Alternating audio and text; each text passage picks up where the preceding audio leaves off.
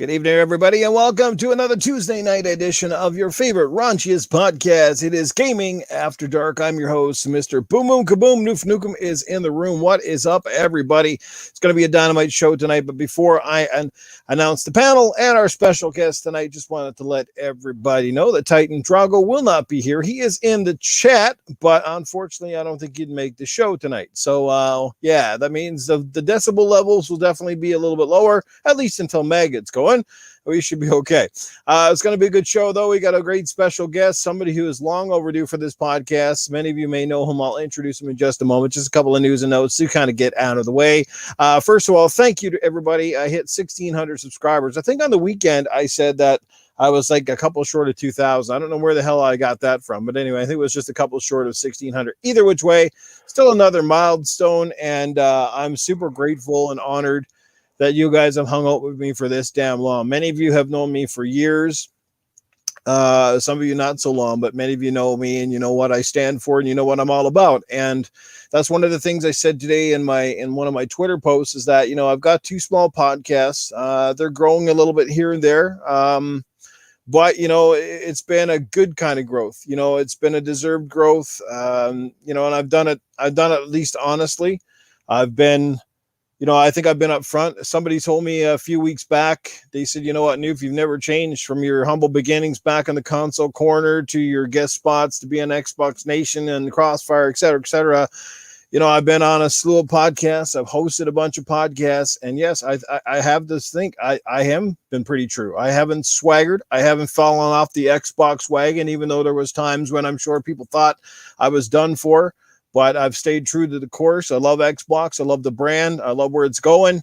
Some things I don't like, and you guys all know that. But I make that very clear. Like I said, I don't, I don't BS. I tell the truth. I tell it like it is, guys. You know how it is. No hot tub streams, though. Not yet, anyway. We might resort to that if I want to try to get those numbers up there. So God knows that my man boobs are probably big enough to definitely get some attention. But but anyway, again, guys, just a big humble thank you from the bottom of my heart. Honestly, it means a lot to me. Many of you guys are like friends and family to me now. It's gotten to that point. So, and speaking of family, let's bring in my co-panel member who I pretty much at this point consider him family. I think if me and Mag ever do meet, we're going to have one hell of a time. The middle age game guy is in the house. Yes. Well, good evening, Noof. Good evening, Predator H20s is in the house. And chat, guys, you guys are already live and excited, ready to go. We got some great topics tonight. We got a great show tonight. I'm fired up. And let's get this show on the road. And you know what? Who the fuck needs Titan Drago? He can stay home. Okay, sorry, Tony Baloney slowly coming out. Tony Baloney's already in the. I see Tony Baloney muscle in the chat is already here. Yeah, he's warming up that chair. He's got the pipe is ripe tonight. Goddamn right, yeah. So let's get this. Let's get this shit started. Titan is in the chat, guys. He couldn't make the podcast, but he's here anyway. He's in spirit. Jesse Derby's in the chat. Jesse, I do apologize. I know we intended to have you on the show this week, and large part of that was you were supposed to go one-on-one, mano-a-mano versus Titan in Drago's corner, but because Titan's not here, we're going to put you off till next week, Jesse. So yeah, you'll still be on the show. We're just going to line you up for next week, brother. So apologize for that, but glad you could make it here and be a part of it. Look at that Tony Baloney muscles in the house tonight. That's cool. And let's get over to our guest. As I said at the top of the show, he has been long awaited, long overdue coming over here, guys. He's one of the most honest gamers that I've had the honor and pleasure of talking to and being on podcasts with back in the past. Many of you have heard him with Xbox and Company with the Next podcast. He usually makes regular appearances there. And he's done lots of guest spots on pretty much almost every major podcast you can think of. You probably know the name, but now he is here to bring it tonight on Gaming After Dark. The one, the only Predator H20s. What's going on, Fred? What's up, everybody? Not much, man. Happy to be on the show tonight. It's almost past my bedtime. I was sitting there thinking, like, man, why did I decide to do this show? I'm tired of shit. But I'm a man up and soldier through it tonight. I'm glad you invited me. I know we've talked in the past to try to get me on the show, and whatever reason we didn't do it, probably because I was asleep. Well, but, hey, what? I'm here tonight. You're a military man, so you're used to doing things on a moment's notice, right? Yep. That's right. Sleep deprivation training. You're all set, man. I ate some MREs, man. We're good. Yeah, and we promise we won't bore you to death on this show. This show gets pretty wild and wacky, so none of that monotonous drudgery. We'll keep this one going, baby. Yeah, like I said, let's catch up with the chat real quick because we got a phenomenal MVP lineup in the chat already. Starting with Spider-Man 356. What's going on, Papa Woody? Back from the dead. Doggy Dog is in the house already. We've got to see the Lethal Papa is here, man. It's always good when Lethal gets to stop by. One of the few podcasts he's not moderating, oddly enough. Princess Zelda is here as well. What is going on? Ryan Galloway's in the house. Draven Nero. What is happening? Slinky M. Joe. Oh, never mind. You got to see that one. What? Joe Dunmore. And you got a couple super chats came in there, brother. Yeah, Phantom Kraken is hanging out with us in the chat. Wild Bates is here. Oh, you know, it's going to be a good one when Bates is hanging out. Pixel Slap is in the house. Pong Soul, one of the busiest men in podcasting scene today, is here with us. Thanks, Pong. Invader Gaming, our good buddy Invader is here. Pred, I think you're familiar with Invader. Yeah, man. So we got a great crew here. Doggy Dog dropping $1.99 to Super Chat says Happy Tuesday panel and chat. Well, happy Tuesday to you, Doggy. Tony Baloney Muscle. Angel Lopez or A Lopez 83 is in the house. Back from the dead is hanging out with us as well. Good stuff, guys. Who else? Casket Repair, Axel 1324. Oh, there you go. Your favorite guy for Tony Baloney tonight. Stick around, Axel. You never know. Who else we got going on here? Cyber Gunter is here. Masshole is here. Great crowd, man. Great crowd. Bates dropped something too. He did. He dropped some coin. Wow, Bates coming through with a big $9.99. Been too long, Noof. We got a game sometime soon. Brother, you ain't lying. We got to do that and do that real soon. I don't give a shit what it is, man. Send me the invite. Let's get her done. All right. I think we've pretty much caught up with the chat. So, Eternal Shaddai is here as well. What's going on, Eternal? So pretty much everybody from the Good Morning Xbox crew is in the house tonight. That's awesome. So no Cerebral Paul yet, but I'm sure he'll be hanging around. DJ Bruto Dawes, Dragonheart Yobi's here. Peace, Love, Life himself is in the chat. So you know it's going to be a good show when he shows up. Good stuff. All right. Let's get right down to the topics, boys. Let's see what's good here this week. We definitely got a couple of good ones here. It's been pretty light news-wise lately, but this one is interesting. It's no surprise, but the numbers have kind of come out that Marvel's Avengers, the game only sold about 3 million copies. Seemed like it, it had an amazing start, at least for the first week or two, and then, boy, once those reviews came out and the public sort of had their way with it and had a chance to kind of dive deep into this game, we found out that this game was, it was, what do you call it? It's like rotten wood under a new coat of paint. It looks good on the outside, but boy, on the inside, the thing stinks and it's falling apart. And I think that's what we can say. Marvel's Avengers, at least in my personal opinion, was a huge disappointment. One of the biggest disappointments, indeed. So how do you guys, feel about the 3 million sales? And the biggest thing is, do you think that Square Enix has sort of learned a big lesson here, or maybe not? It's hard to say with some of these large publishers. Mag, I'll let you take it away on this one. Did you have the game? Did you play it? What would you think? Where do you think it went wrong? And again, the biggest thing is, do you think they're going to learn a lesson? Do you think other people will, follow suit here and perhaps learn something from this? I got burned by this game, but the thing is, I'll tell you something. That was the moment when I decided to never get burnt again by anything.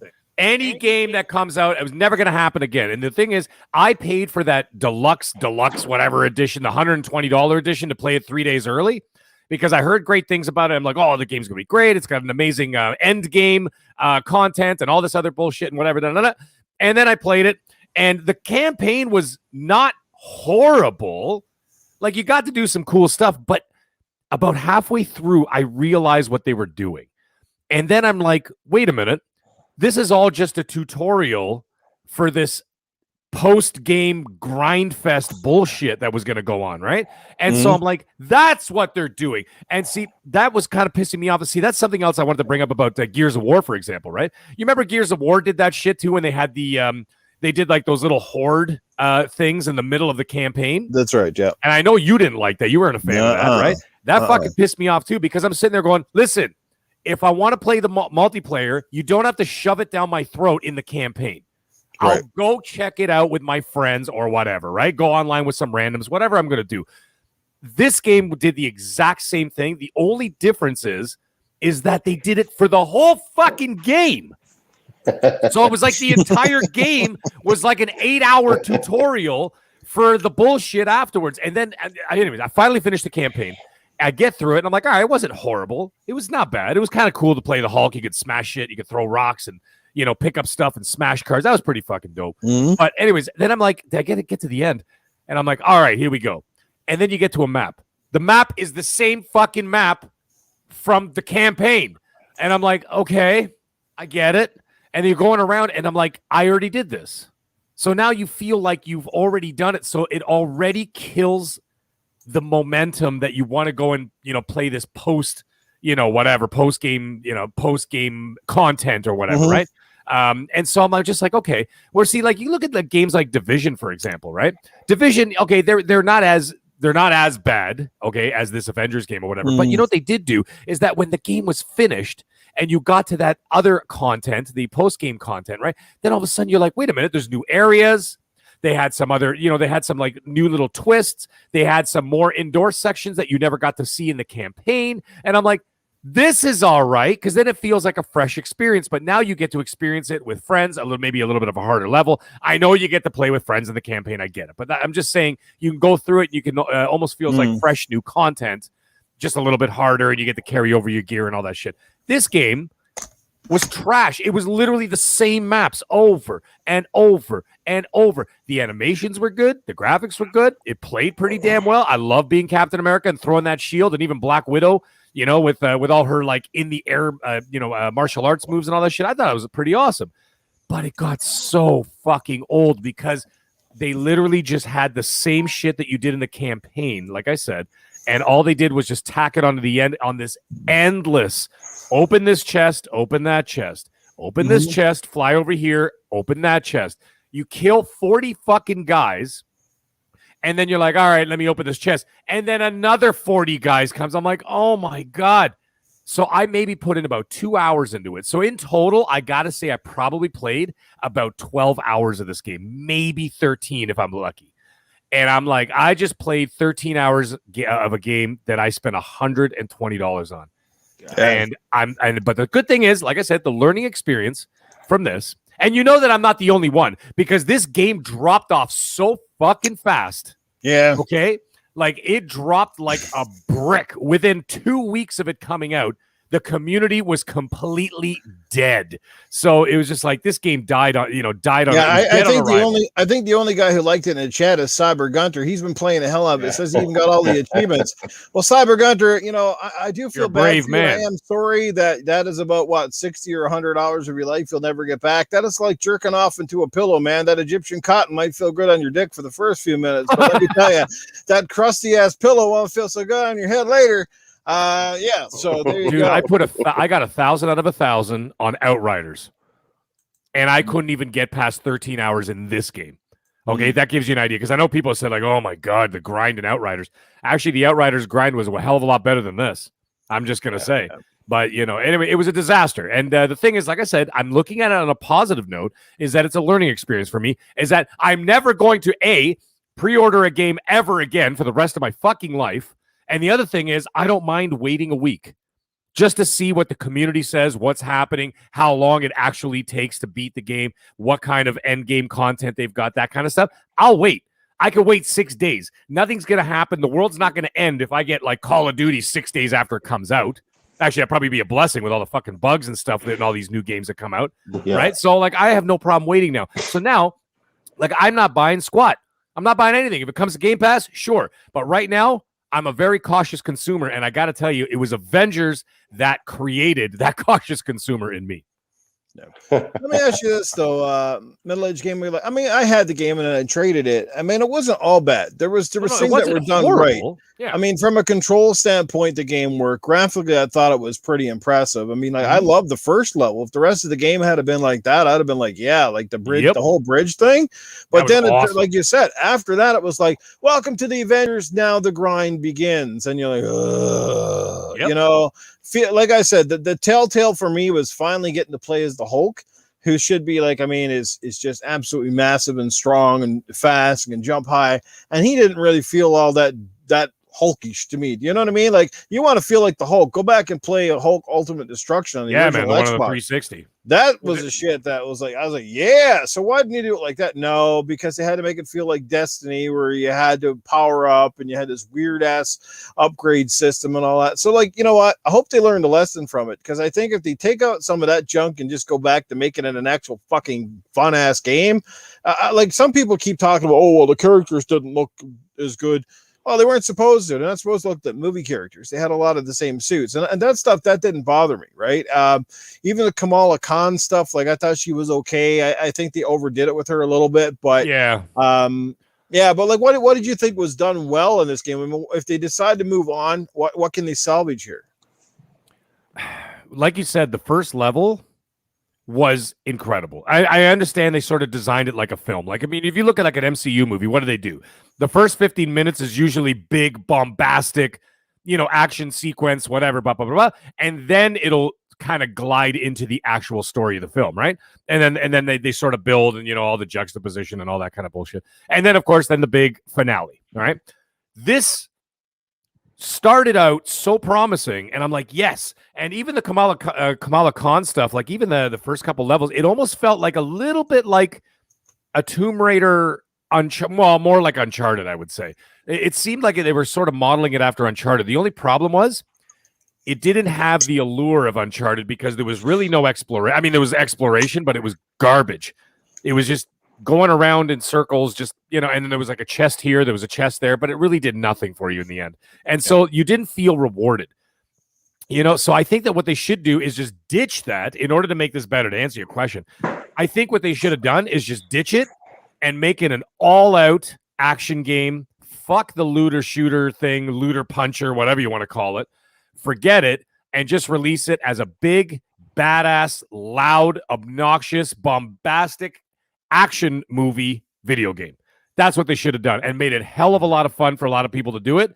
And then what they should have done is they should have added DLC for different areas that you could do co-op with friends and that kind of stuff, but not these big, empty, open maps. Did the Spider-Man stuff ever come out for the PlayStation or no? I don't even know. I don't think it did. I didn't buy it for the PlayStation. I bought it for Xbox. Anybody in the chat know if that Spider-Man content came out for the PlayStation? Because I haven't heard or seen anything on it. You know what? I think if it did, we would have heard about it, because Sony would have been pretty upfront about it. I thought it came with it, but I guess not. I remember they're talking about it, but if you bought the version on PlayStation, yeah, you would get it for free, but they didn't drop the character yet. Oh, wow. That was that's been a while. That's been a while now. There. Yeah. That's you would have crazy. thought that it came like one of the first characters they released would have been that one. But, yeah. Okay, so they haven't announced they didn't announce it yet, but 6 days ago, mid to late 2021 at the earliest. Like, that's got to be a kick in the balls too, because Sony had to put up some serious cash, right? I mean, I know they own the character, but they obviously had to put up some serious money in order to get this thing on there, keep it exclusive, that kind of thing. Didn't they market that game too? Yeah, they did. They marketed. They had the marketing rights for that game, and now you're coming out late 2021 at the earliest is what it just said. I just googled the shit. Damn. A year and a half after the game died. Yeah, you're going to release Spider-Man, the biggest character in the MCU? Yeah. Come on, man. That's like your relative showing up to a fucking funeral about a year and a half late. Yeah, the fuck, exactly. Holy shit. Uncle Mo's been in the ground a year and a half, like his bones are showing, buddy. Predator, jump in there, man, and you have a stay on this fucking game. You played it. What did you think of it? I mean, if you loved it, great. But if you didn't, I want to hear about it. Didn't play it. I played the beta, and I was like, you see, I'm like Mag. So, like, what I've learned is, like, with he said it was this game that made that decision for him. For me, it was Anthem. When I bought Anthem, because I played the shit out of Anthem. I played it on PC and I played it on Xbox. I was like, oh, I'm loving this shit. This is going to be hot fire, and then I got an Anthem, and I played it on both. Like, I beat it on both. Like, my characters are built out on both of them. Right. Nice. I put a lot of hours in that game, but then the end game, I was like, this is bullshit. Just not even just, I could work through the bugs and stuff like that. But like the in game content for Anthem kind of like swayed me to start thinking like, you know what, maybe I need to start being a smarter consumer and start looking at these games I'm buying and spending money on. If that's really where I want to go with the game, especially in a case where I have access to a beta or a demo or something like that. And so when I played the demo for this, for fucking Avengers, I got past the part, the main story part where you're on the bridge and shit like that. And then I got to the part where I was the Hulk. And I'm playing as that character, and I'm like, I see what's going on here. And I was like, this is not what I'm looking forward to. And I think part of it too, mentally, after watching the whole Avengers, all those movies and stuff like that, I kind of wanted those actors in the game. And so for some people, it might have been a mind fuck. You've been watching, you've been hearing these voices, these characters all these years. When did the first Marvel's movie come out? Was it 2006? Not the whole Avengers series. This is the first Marvel's movie. Was it 2006? I don't remember. It was between the Incredible Hulk with Edward Norton and Iron Man. Okay. Because Edward Norton's Incredible Hulk it was actually considered part of because it was in the MCU. Because at the spoiler alert, 16 years later, there's the post credit scene. It shows Tony Stark. Yeah. So right, because Tony Stark walks into the bar where what is his name there? I always forget his fucking name. The General Fireball or whatever. I always forget his damn name. Anyways, he was in Black Widow, by the way, too. And anyways, Iron Man. Yeah. From my beginnings, I remember Iron Man, and that's kind of for me. That's where the movies kind of started, because they switched characters out, like the Spider-Mans have changed multiple times, but like when everything started for me in my mind, I'm thinking Iron Man, I'm thinking Tony Stark, I'm thinking that actor, and then all the actors they've had in the Marvel series throughout. Then they were all the same throughout, and then we get this video game, and they're nothing like those people. And so for people who grew up watching that whole all those series, the whole Avengers thing, and every single movie in between, like you get used to those characters, and when this game comes out and they weren't those characters, for some people, I think that was kind of a turnoff. And then the whole Spider-Man thing not being on Xbox, it's only on PlayStation. Where in the fuck that's going to happen now? Like stuff like that. Kind of like, every time you do something negative, it drops a little bit of your fan base down. And, I think that is what started it. The in-game content kind of carried it over. Yeah. I will say that they're trying, they're adding Black Panther, I think is coming this month. That's right. Yeah. They're still trying to work on it because the name Avengers I guess in some people's mind that's supposed to be a sell, right? And I think that's what they said. We'll throw the name Avengers on, throw these actors on there that don't have anything to do with the movie, and that's gonna sell. Right. Just that alone is gonna make money off of it. It's the Avengers, and we'll throw Spider-Man in there, and now we'll throw Black Panther in there. I guess they thought it was a cash grab just because of the name alone, and obviously people didn't take it that way. Well, I was going to say, with the right content, if they don't say ditch the game, with the right content and say perhaps the delivery maybe change a few things about the game, can you think this game potentially could be salvageable? I mean, at the heart, they got some things right with this game, and it is the Avengers. It's a property that sells on name alone. But we saw how, like, even a couple of years back with Battlefront 2 came out, how that got off to a disastrous start and how that was wrapped around microtransactions and loot crates, and that got kind of kiboshed. And guess what? The game sort of resurged after that because DICE didn't give up on it. Obviously, EA didn't either. I brought out a bunch of free content, give people a bunch of stuff, retooled it quite a bit, and now it's sort of made a bit of a resurgence. And we're seeing as well, even right now with Cyberpunk, which is one of our topics later, like how Cyberpunk, through the fact that they keep patching it and fixing the game, is the number one selling game right now. And I think in the UK, which is pretty crazy considering it dropped off the radar and it's back on PlayStation, on the PlayStation Store right now. So, like, you think it's salvageable because of the name alone if they don't give up on it? Because obviously to build another game, if they even wanted to spend that much money, which is a huge gamble now, right? Especially from that studio. You would think the amount of money they spent is to get that name alone. They want to get some of that money back. And I would say Square made this game, right? So the money they made on Outriders is going to pay for Avengers.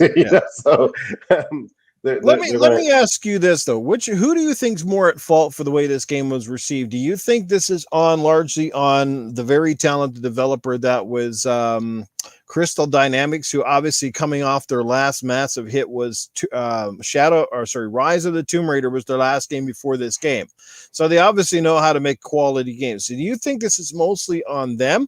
Or do you guys think this is largely on Square Enix, who I have a feeling sat in the boardroom during this game's inception and said, we're going to hand you this massive property, which, is almost guaranteed to be a big seller. But in order to make this game, we need you guys to figure out ways that it's going to basically grab money out of our consumer for not only like 3 months, but 6 months, 1 year down the road. Do you think it's really on Square Enix here? I would say probably Square Enix. If I had to put money on something, I would say Square. Well, you got to look at it this way. When, and I've mentioned this on several podcasts, when a game comes out as a game as a service, and it's really like their first time doing it, it's always fucked up because they don't know how. It's like they don't understand how much content it takes and how much you have to keep updating it. Like when the original Division came out, it was fun, but then when you hit the end game, it wasn't fun anymore. They had to stick with it. And there's been other games in the same, like even Destiny, the original Destiny was the same way. And so like the second iteration, when they make like Division 2, Destiny 2, et cetera, that's when they kind of get it right.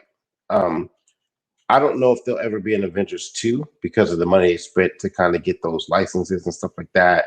But as long as they stick with it, I think they'll be fine, but they can't give up on it like so soon. They have to put forth the effort for the fan base that actually enjoys the game to keep people coming back to it. Mm-hmm. If they just drop it right now, like pull a full on Mass Effect Andromeda and just kill it, or Anthem and just kill it, or even Outriders. Like I haven't played that game forever, and I 1,000 that too, Mag, in a week, by the way. But like if they kill it, like if they just like they don't support it anymore, and that's any game as a service. Once they stop the support and stop the updates and stop trying to fix things, the game dies. And so with this one, the fact that they're still trying to put stuff in it, we got Black Panther coming. We know we hopefully got Spider-Man coming for the PlayStation guys, and maybe other characters going forward. But like if that is right now, if the only two things they have is Black Panther and Spider-Man coming for just the PS5 people,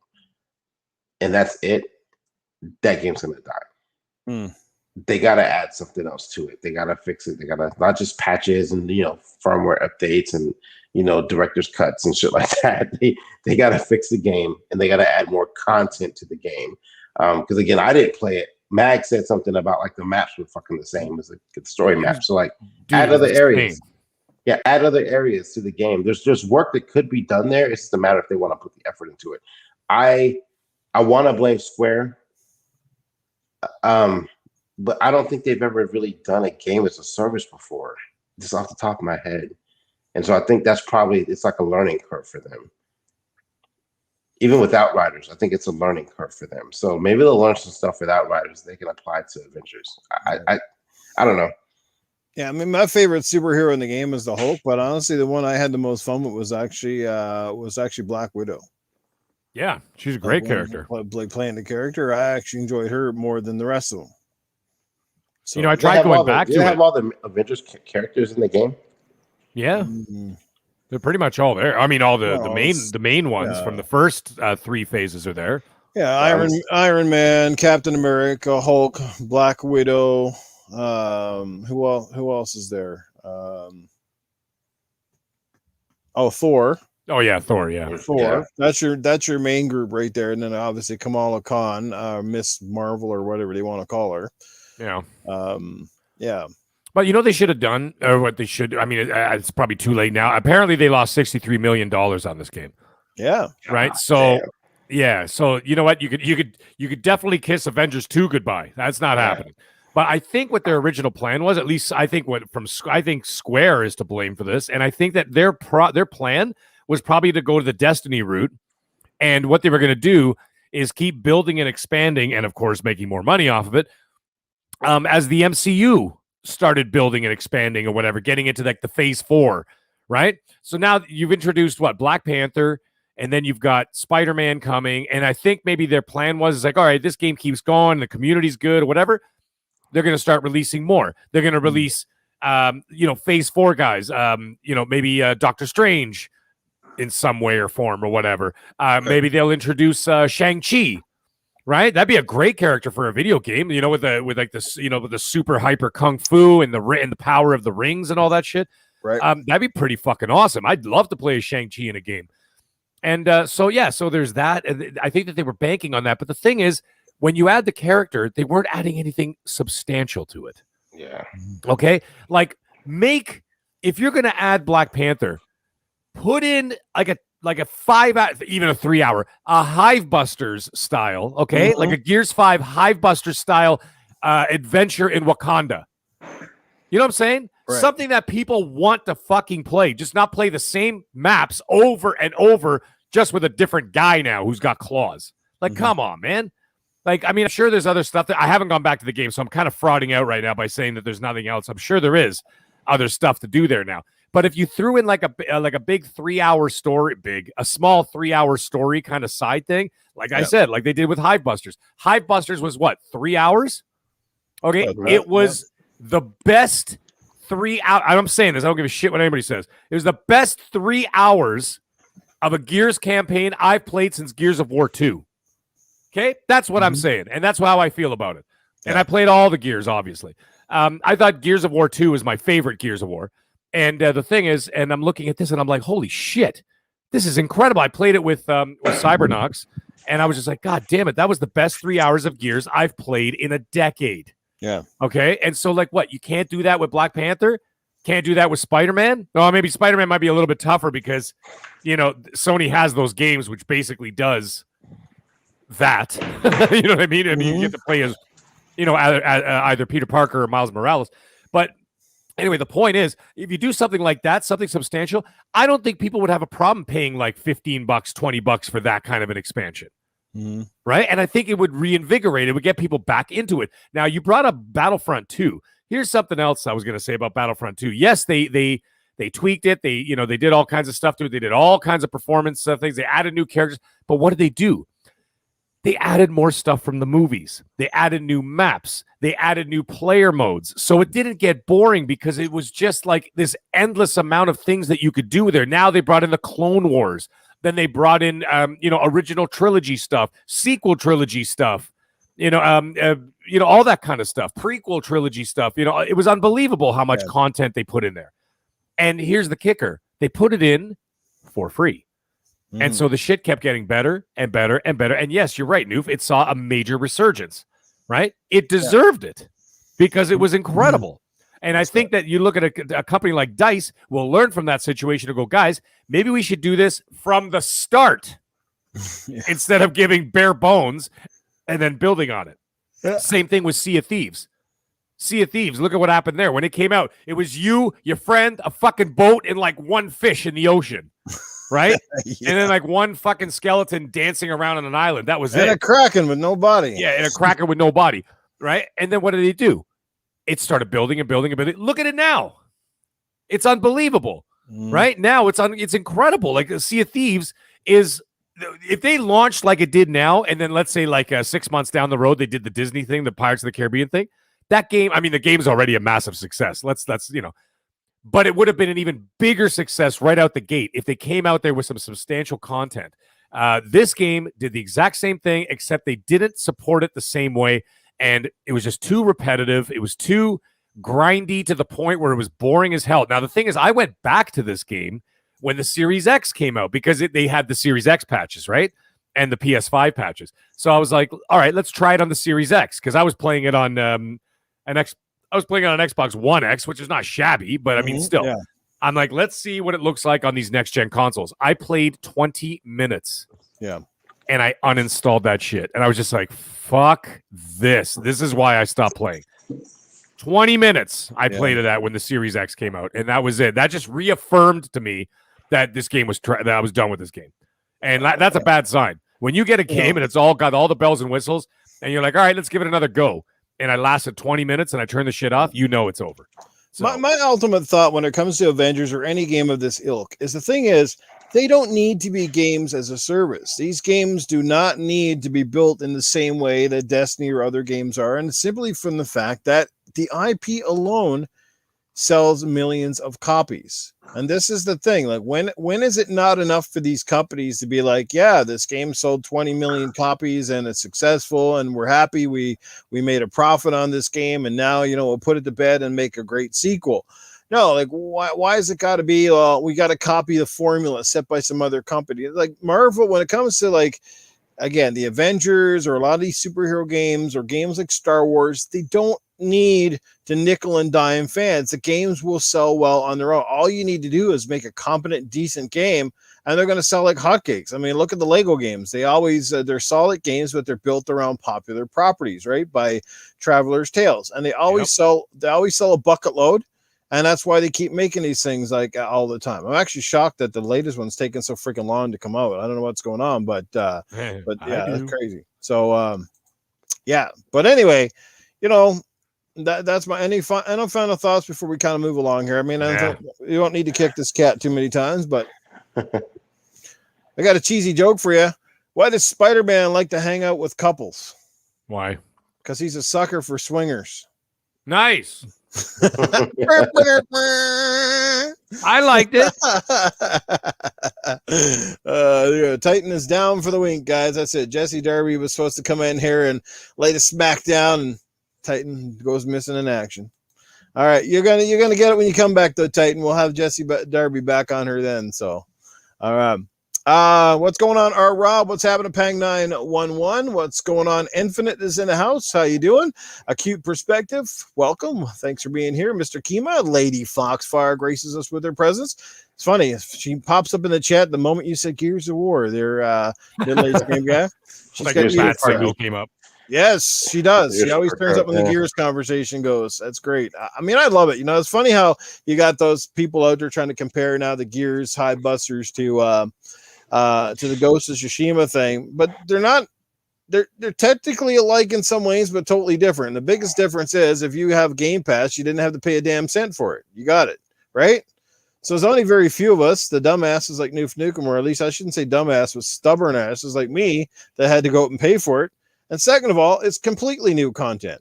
I mean, they built the whole fucking 3 or 4 hour practically brand new game, from the ground up. It wasn't like they reused the same map and the same assets and everything else. Like it was virtually all new. It looked totally different. Had brand new characters. You know what I mean? It wasn't you know what?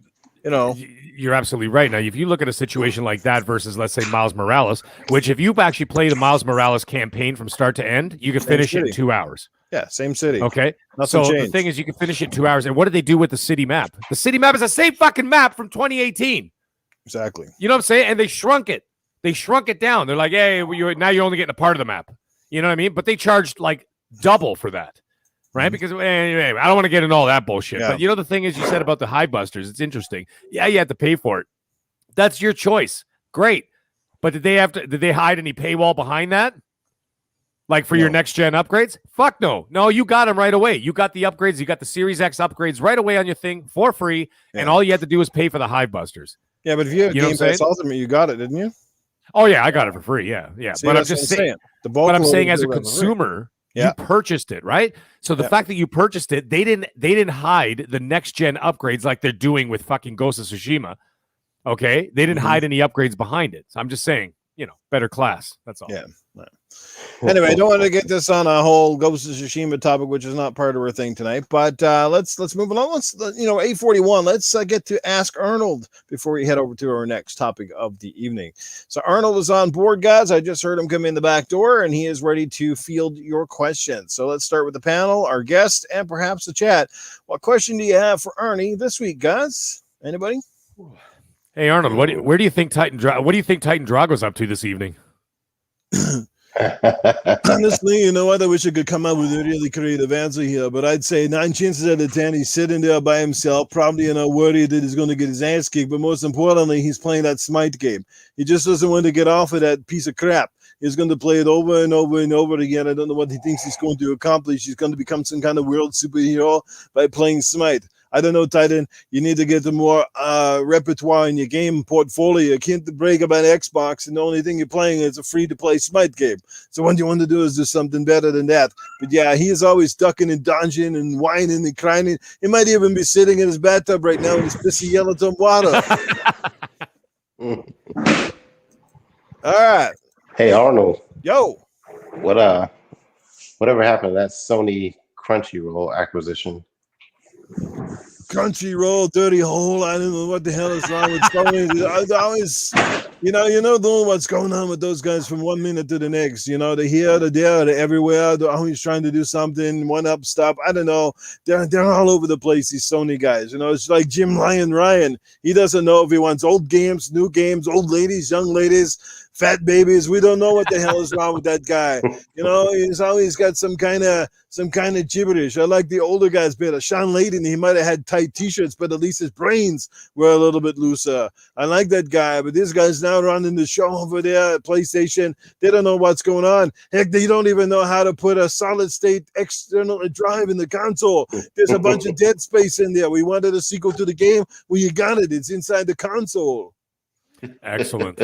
I got to give Iceman, he got the first one in the chat, but he's asking, hey, Arnold, how much do you bench? And then after that, I got Dreadpool. So how much do you bench, Arnold? I would bench you tenfold, Iceman. I'd pick you up, put you over my head, and then throw you out into the garbage can. I can do it. You just put it on there. I'm going to bench a whole lot. You know what? I'm used to benching. I'm well over 200 pounds. I'm used to having fat maids. I do it all the time.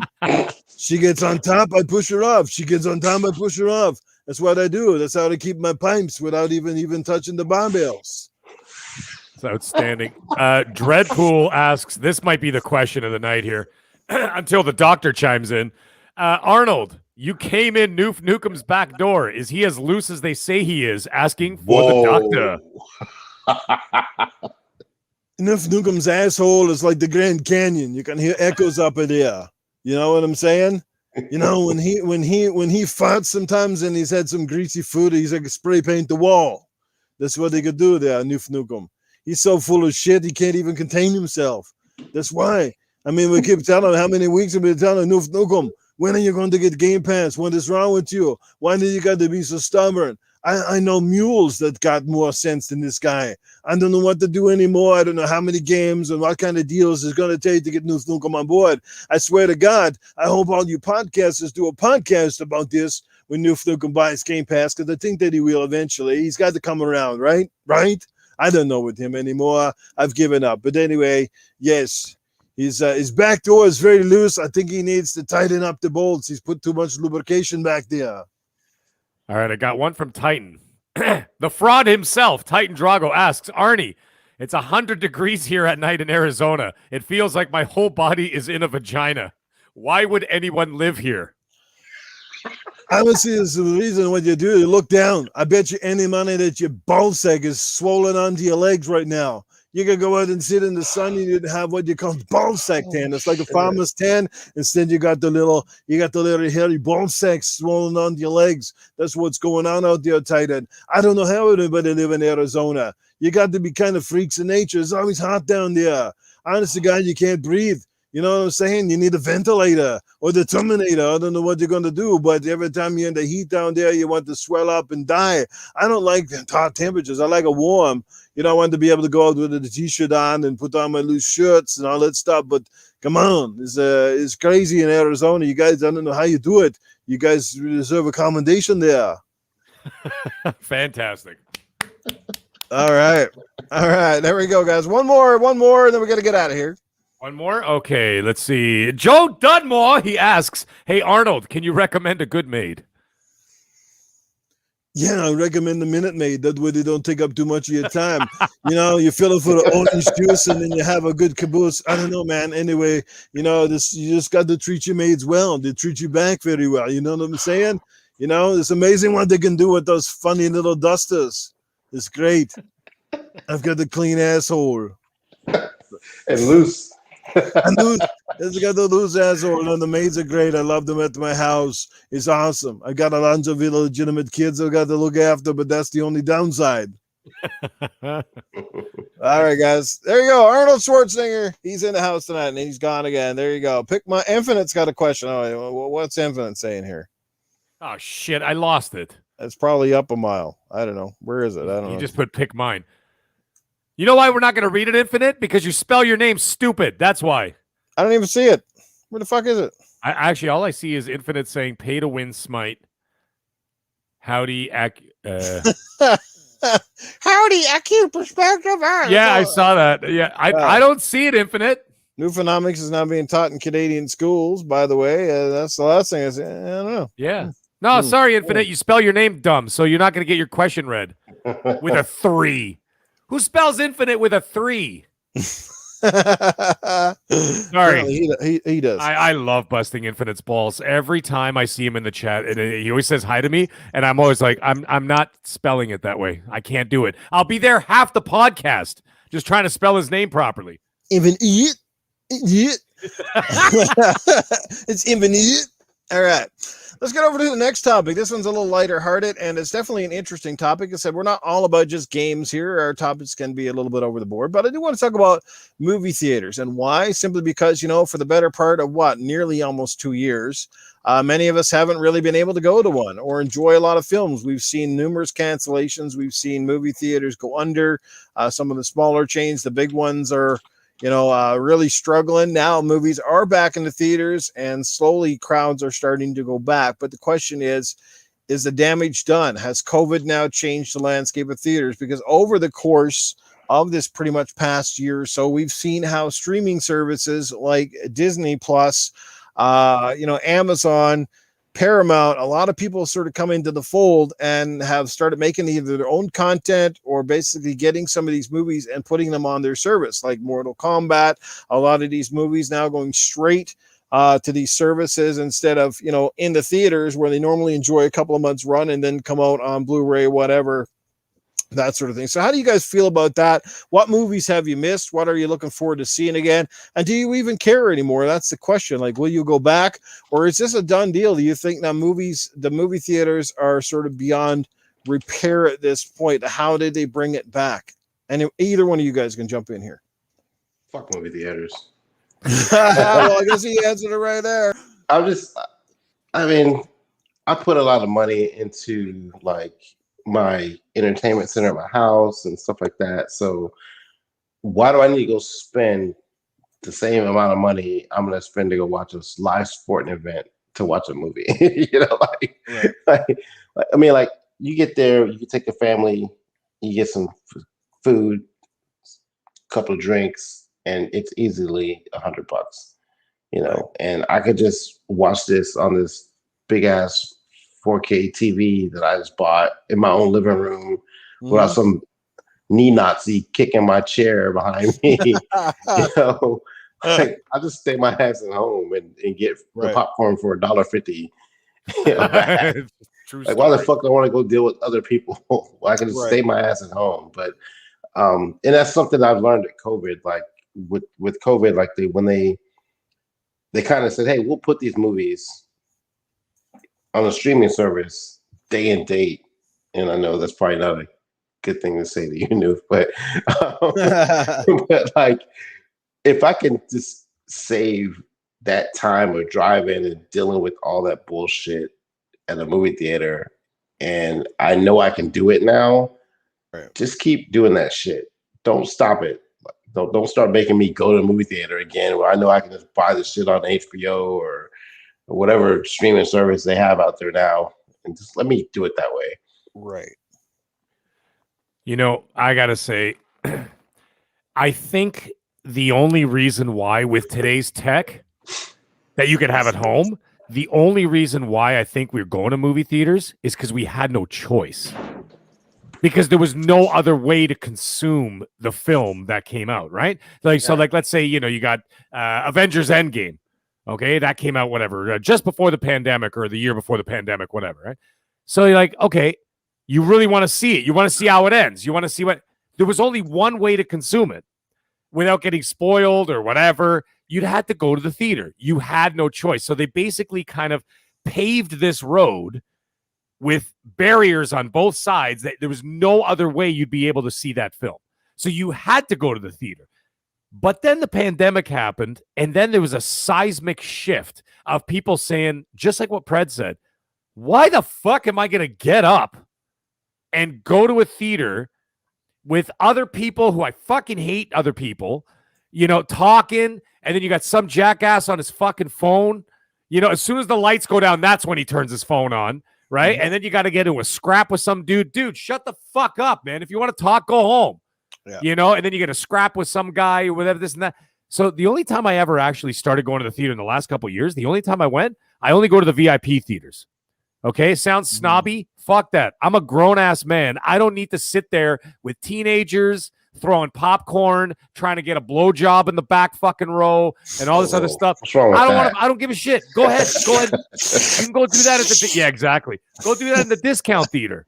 Okay, I go to the fucking VIP where it's only adults and everybody's spaced out like 8 feet apart in those big captain's chairs. The ones the big leather ones that go all the way back. Mm-hmm. It's unbelievable. The last movie I saw in the theater, your blowjob in the movie theater like a man. Exactly. You could have 2 women on you. You could like lots of space on either side. So here's the thing. The last movie I saw in the theater was Rambo: Last Blood, the final Rambo movie, right? And then the pandemic hit. So I think I saw that in like January or something or whatever. And then the pandemic happened and then they just shut everything down. And funny enough, by the way, in Canada, the fucking movie theaters are still closed. Oh, they're open up here anyway. Eh? They're all opening up here. Oh, no, because I'm in Ontario. We got the highest population in the world, in the country, right? So our rules are more stringent because, reasons. Yeah, the population, like basically half the country's population is in our province alone, right? So the numbers were way higher, so it's way stricter. So I don't think they open till like the 16th or something like that. But anyways, whatever. Point is, if Spider-Man No Way Home were to come out on Disney Plus, which it's not. See, here's the interesting thing. Now what they're doing is like, now Disney has been putting everything on Disney Plus, right? But Kevin Feige just said the other day, he's like, our MCU movies are made for theaters. So now they're trying to flip the script, okay? Now they're like, okay, well, you've been sitting at home, consuming this at home, $30, whatever the hell you're paying, okay, to watch the movie at home. Now they're flipping it. Now they're like, no, y'all got to go to the theater. And I'm like, oh, okay. So like, people had that choice. But what they did say they will do is after it has its initial run, which will be, it'll show up in Disney Plus in a much faster time than it did before. So it's basically like a month after release in the theater, it's going to be already on Disney Plus. So that's not too bad. So, I mean, it gives you the option. The only problem is, you go on the fucking internet, you're going to find out the whole movie. Everybody's going to spoil it. People are going to be talking about spoilers, YouTube channels, spoiler cast, this and that. So if you really want to watch it, which I do, I'm going to have to go to the theater to watch it. But like I said, I will go to the late show and I'll go in the VIP only theater where it's like $25 a ticket. And you know that the people that are going to be there are going to be respectful. They're going to be quiet. They're not going to be kids because kids ain't going to pay $25 a ticket for go to the theater. I will, so that I can listen and I can watch the movie in peace. Right. So I don't mind it as an experience, but at the same time, it's also nice for me to sit my ass on the couch like I did this morning because I was home today. Okay. And I turned on the TV. I made my own food. Okay. I watched Black Widow and I didn't have to do anything. If I wanted to pause to go take a piss, I just pause the movie, go take a piss, check my phone, whatever, go back to the movie, no problem. And I got the same thing. I got a 70-inch 4K TV. I got a killer sound system. The fuck? Movie theater ain't got nothing in a while. So much cheaper. And it's so much cheaper.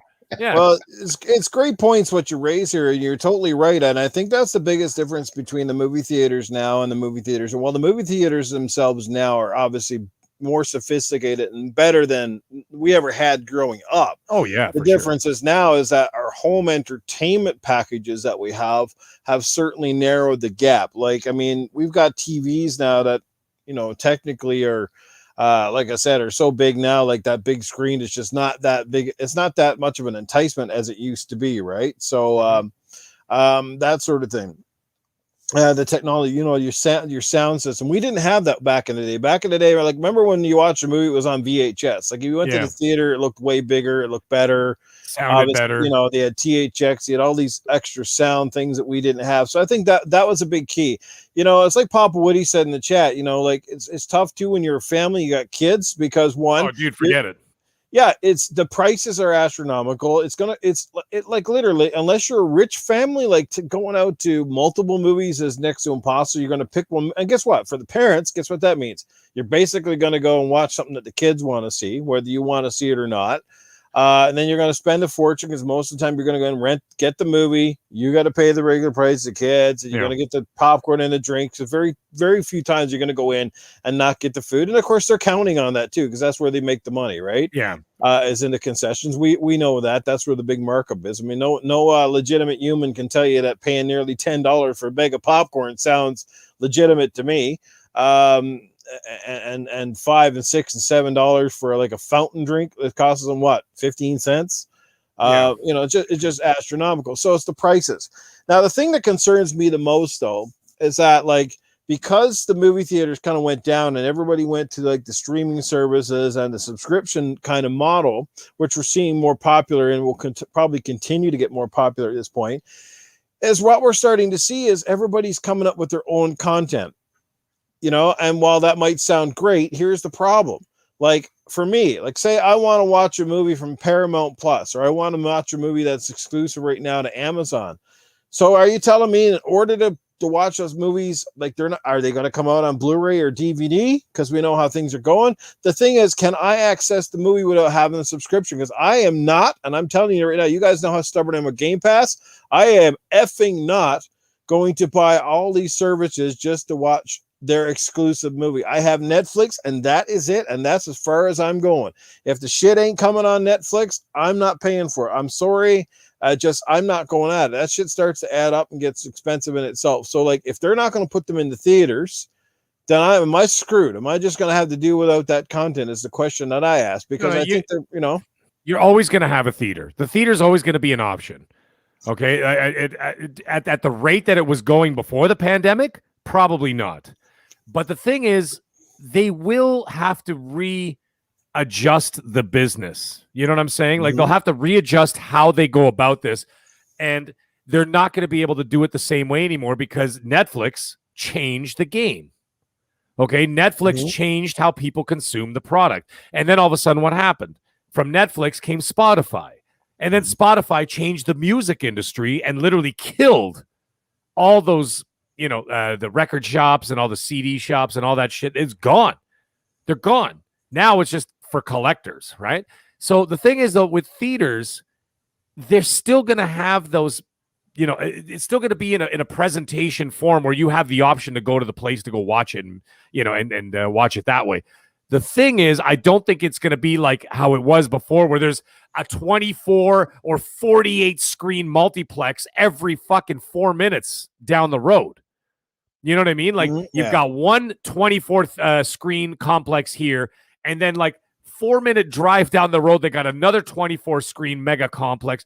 This isn't the 90s anymore. This isn't the early 2000s. Do you guys remember when the prequel trilogies came out, like Star Wars Episode 1? They had the multiplexes, those giant movie theaters. You remember those ridiculous theaters with the big grand steps in the front, and it had all the screen. You couldn't get a ticket with all those multiplexes because there was no other way to see those films. You wanted to see it, you had to go to the theater, no ifs, ands, or buts. Right. And the only way you can get it on DVD at that time, you had to wait like 8 months. Yeah. Sometimes even longer, to be able to take it home to watch. So you had no choice. But now you see what they're doing. Yes, they're releasing it in the theaters, but like within a month, Shang-Chi comes out, September, I think? Yeah. Shang-Chi by October is already going to be in Disney Plus. Right. So you got to feed those subscriptions.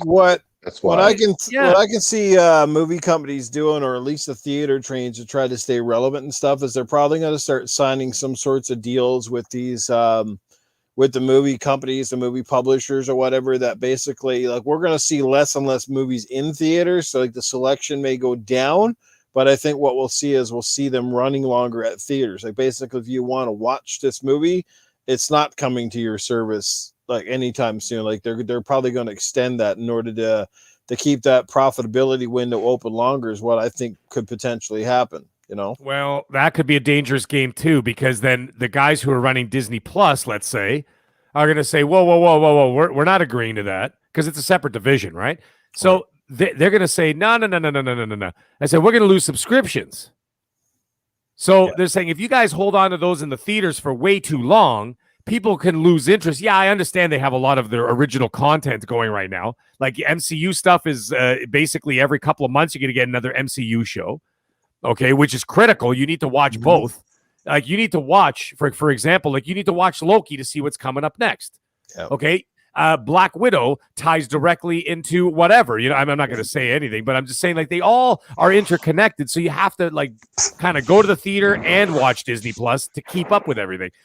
But the thing is, at the same time, if there's lulls in there, okay, in spacing and all of a sudden like, it's going to be a couple of months before we launch another show.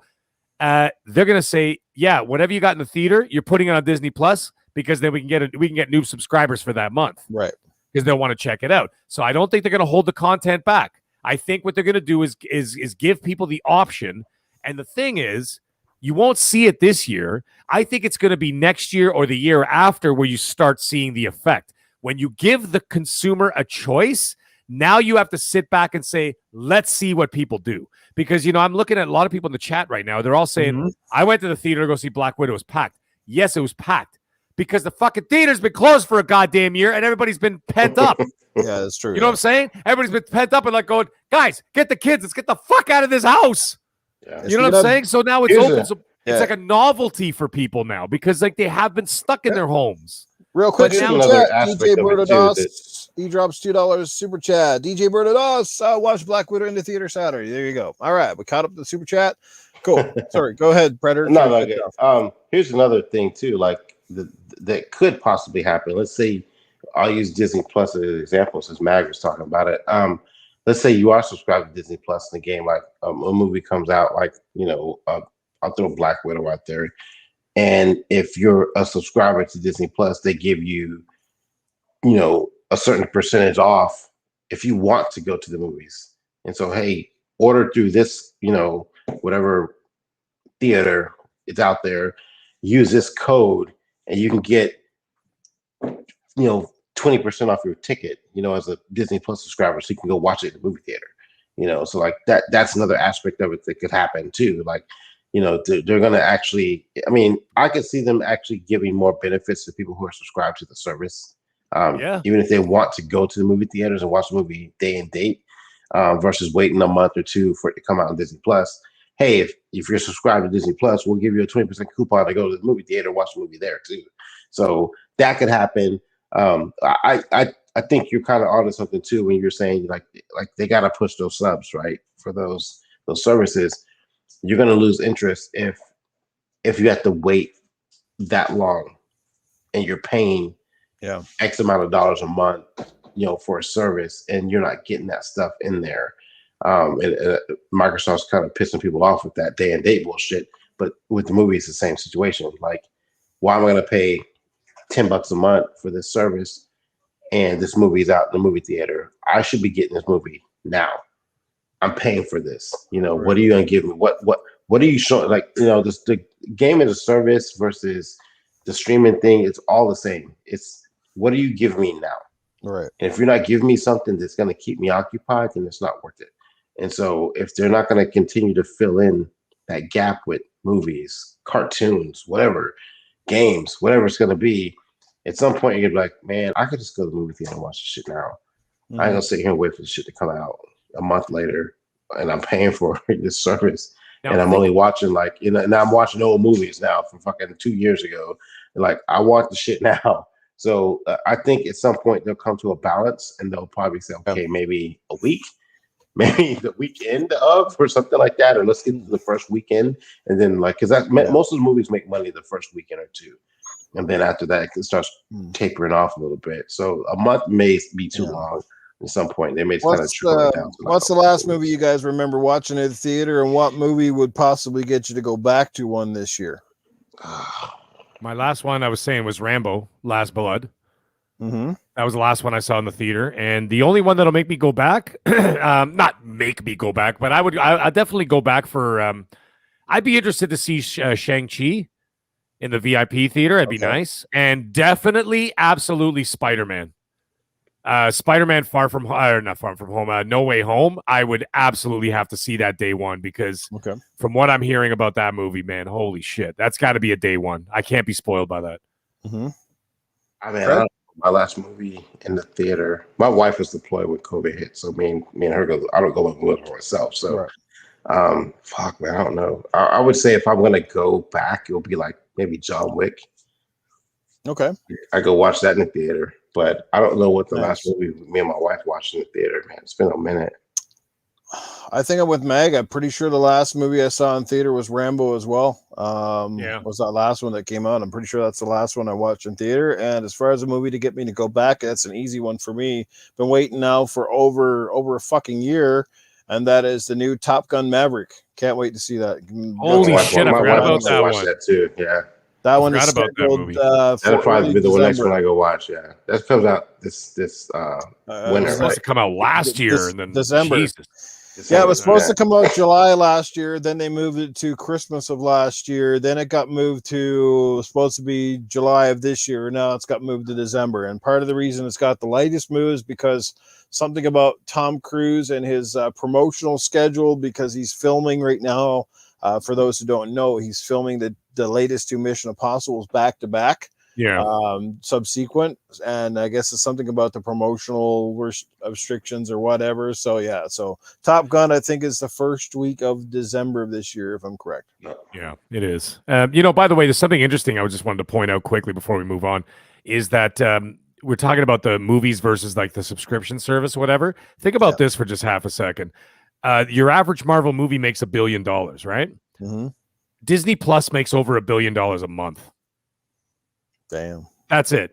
That's all I had to say.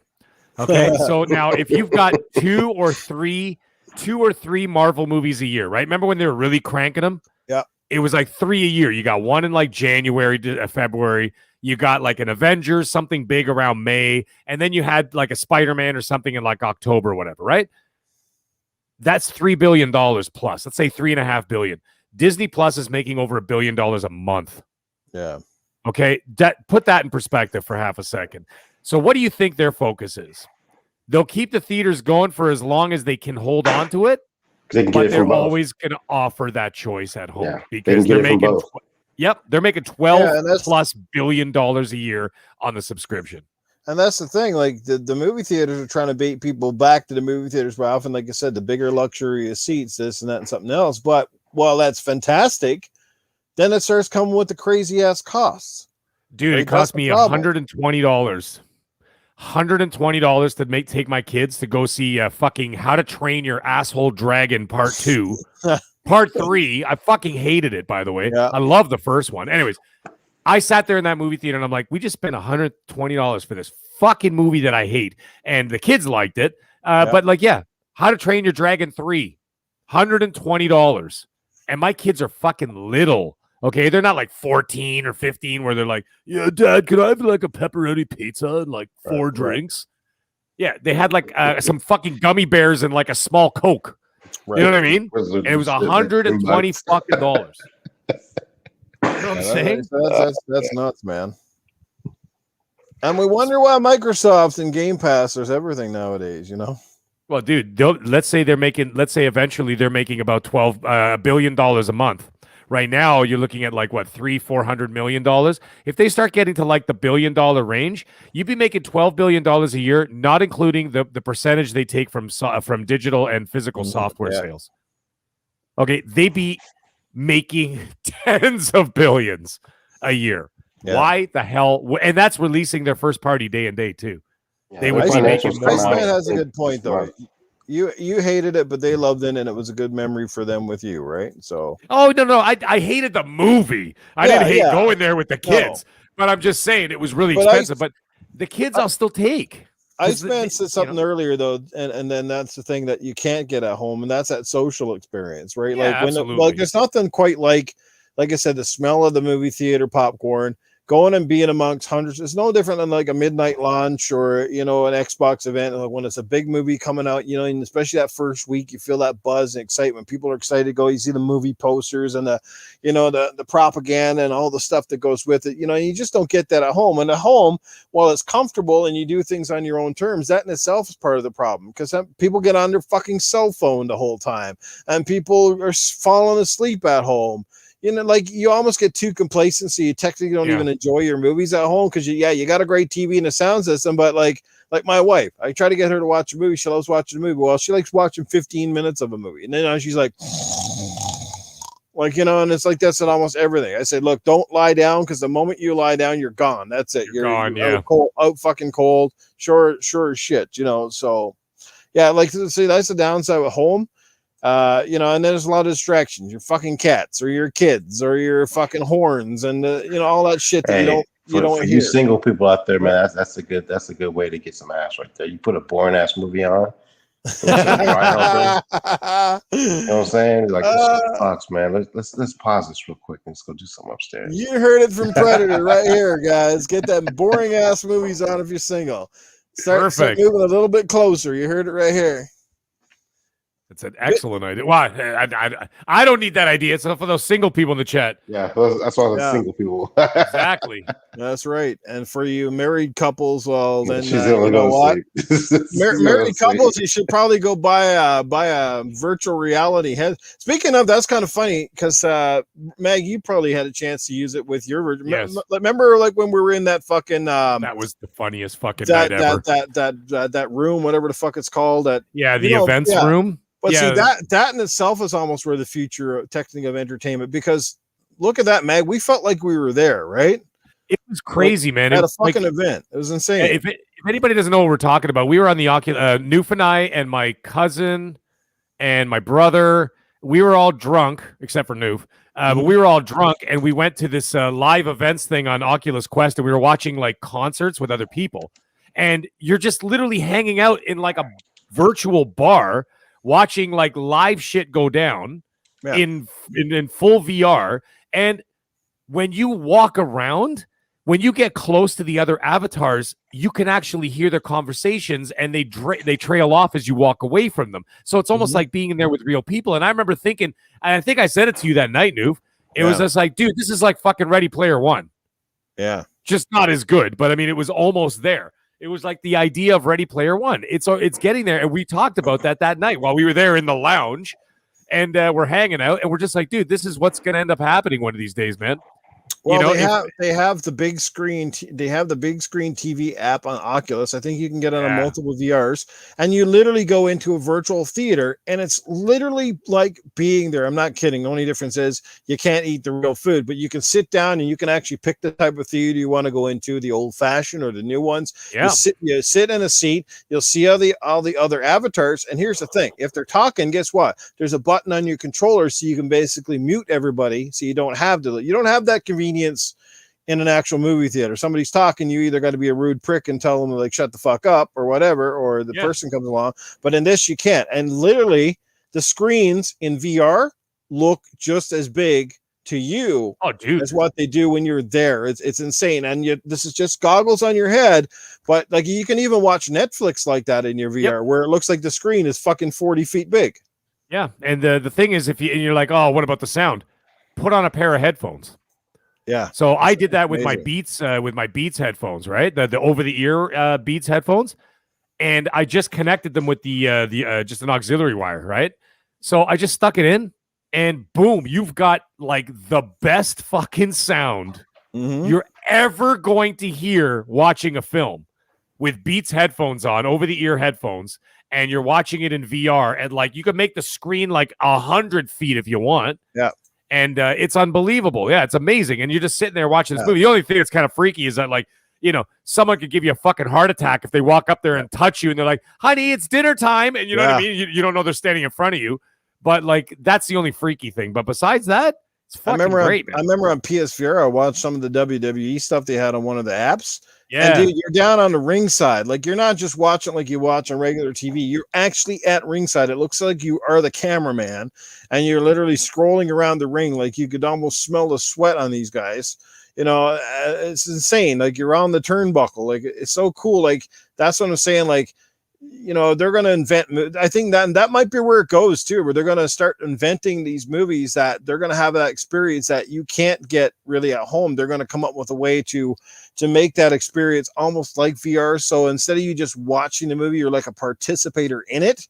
Where, if perhaps, on a car scene, for example, you actually view from inside the car. Yeah, you could be like in the car. Yeah. Yeah. Or you're doing a stunt for Mission Impossible where you literally look like you're hanging off the wing of a plane instead of just kind of viewing it, almost feeling like you're right next to the action star. And I think that could potentially be where movies take it in order to sort of stay relevant. We know they always try new things. How well they successfully hit, well, that's partly on technology and how people adapt, and again, of course, cost and how it's distributed. So, but yeah, anyway, I'm kind of getting off topic, but I hope movie theaters are here to stay, but they've got a tough road ahead, and I think it just got a lot tougher post-COVID, because I think the difference is now is people realize how much they don't really need to go. I think that's the thing, is now with so many streaming services and gaming becoming very prominent, people are just finding a lot more ways to stay entertained, and they're doing it for fractions of the cost.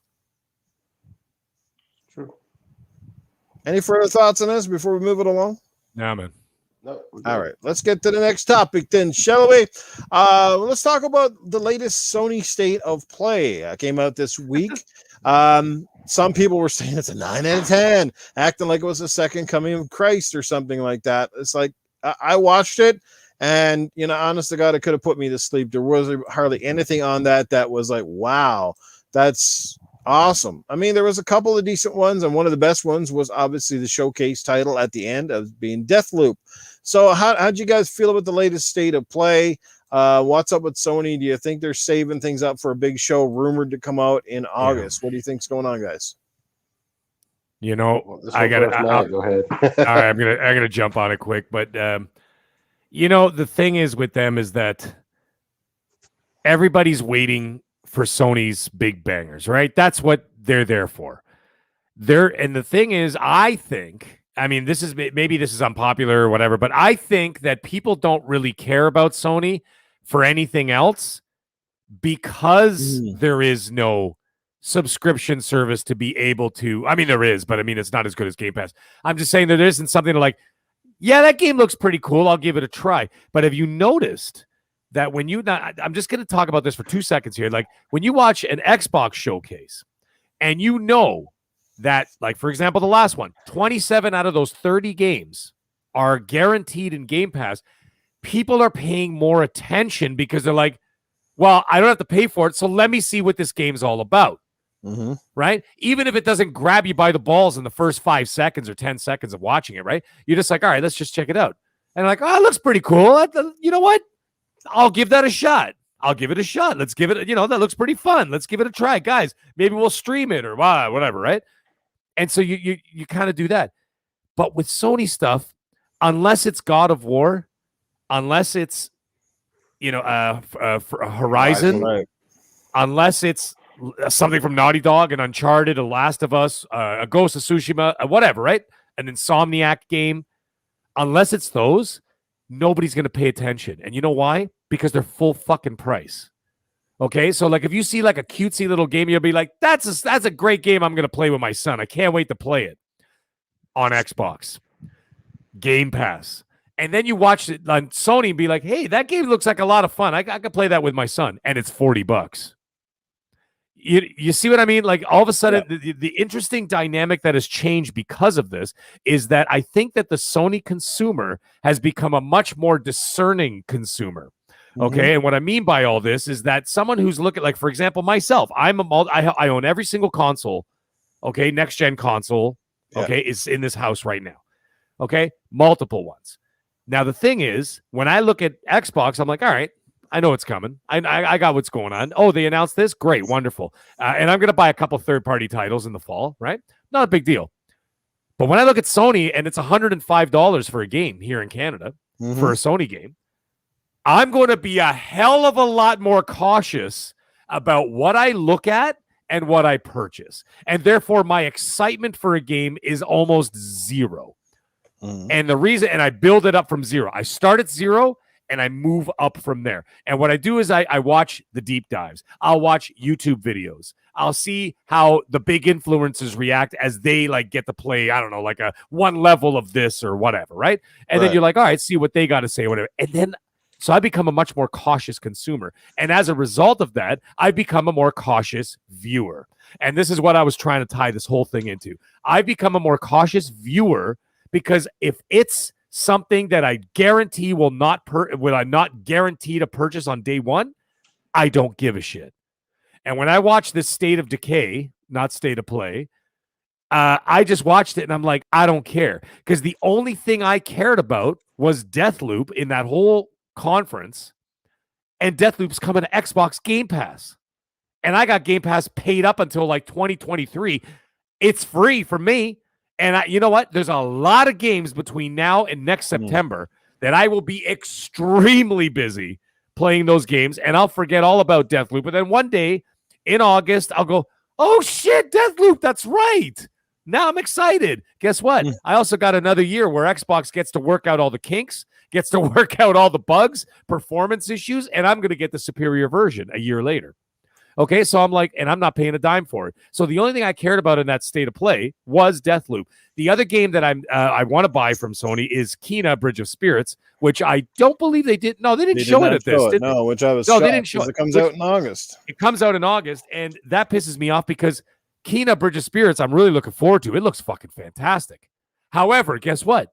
I'm still going to wait to see how the game fares. I want to see the reviews. I want to see how the community reacts. Okay. I don't, I'll see the Metacritic scores and all that kind of stuff. I'll just check it out. And then I'll be like, all right, now I'll buy it.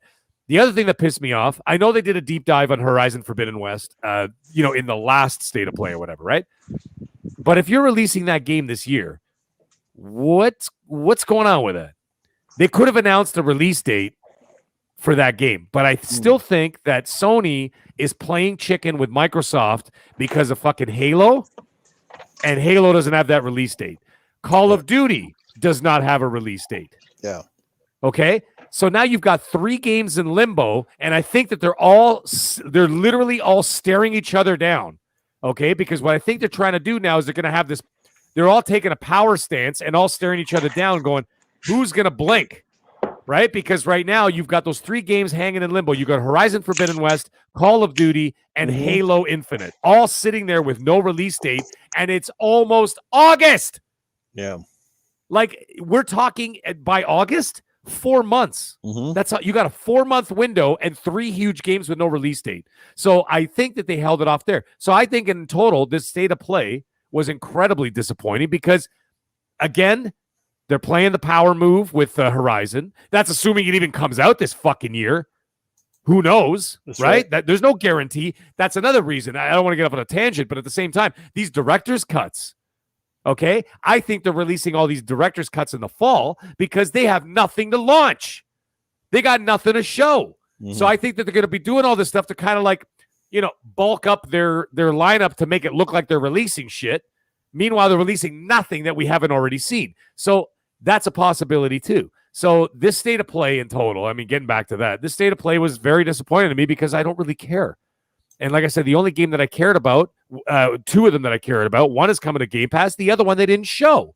Yeah. So to me, it was a total dud. Now, the thing is, let's also say that people do have to temper their expectations a little bit because you just came off of Xbox's actual E3 showcase. And everybody thought that this State of Play was going to be their answer. Like Kratos was going to kick down the fucking door, with Jim Ryan on his back. You know what I mean? And be like, boy, we're here. You know what I mean? It's not going to happen, guys. That's not like, this is real life. Yeah. You know what I mean? Like, it's not going to be this out of control, big, WWE style competition where there's going to be the clapback. It's not going to happen. Yeah. That's not how it works. So to me, it was a ho-hum. I gave it a 2 out of 10. Yeah, 2 out of 10. Yeah, I don't know if I go that low, but definitely was very, very, very. The bottom line is, when the shows are very forgettable, that tells you everything you need to know. If you kind of got to scrape your head and go, "What the hell did we see? What was big on it? Did anything get you excited?" Then you kind of know, yeah, that did not hit. Right? That's what I'm saying. Like, I'm just saying that, like, it was just what I was looking forward to, where, like I said, one thing that wasn't even shown. So, I was already disinterested from there. And then the other game that's shown is an Xbox game. So it's coming to that ecosystem next year. That's fine. Like I said, I can wait. There's a lot of gaming between now and then. And everybody bitches about their backlogs. Well, why don't you fucking play them? Why don't you play your backlog instead of complaining about it? You got so much stuff to play. Get through it, man. You know what I mean? Like, you're not just gonna buy them so you can stare at the pretty tile for the next 2 years. Play the damn game. There's lots to play. Anything stand out to you, Predator? Like, what's your take? Do you think Sony's got a big show coming up in August? What's happening here? One of the things I like about Sony State of Plays is that they actually show extended gameplay. It's not like a little sizzle reel for 2 minutes. They actually put gameplay in them. Like Horizon, even with Deathloop, like they showed you gameplay of the game, and I've always liked that approach. Outside of that, the show was trash to me. I wouldn't go as low as a 2 because there were a couple of games there I was interested in. But the thing is, I don't even remember them. Like that's how insignificant the show was to me. Because it's a Sony State of Play, but all of those games are coming to Xbox as well. They might have had 1 or 2 in there that maybe were questionable, but like.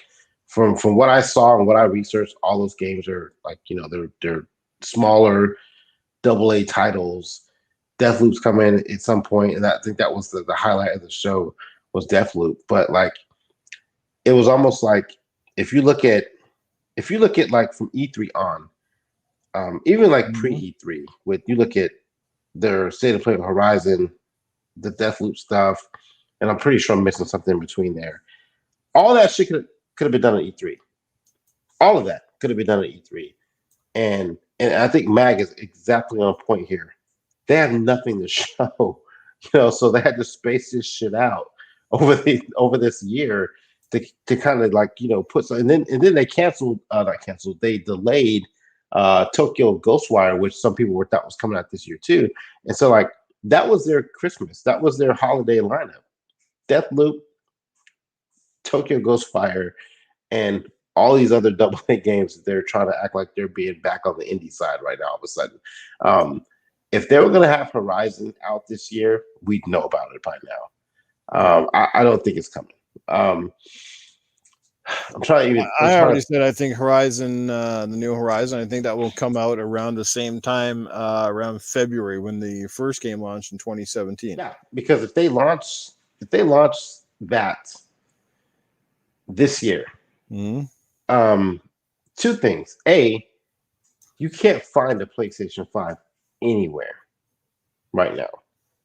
You typically want to launch a game like that when you can have a console to buy it to play it on, right? And you can't even find a console to play it on right now, unless they're hoarding them and holding them in, for like a holiday release. And typically a game like that is something to do a custom console for. That's how Sony works, right?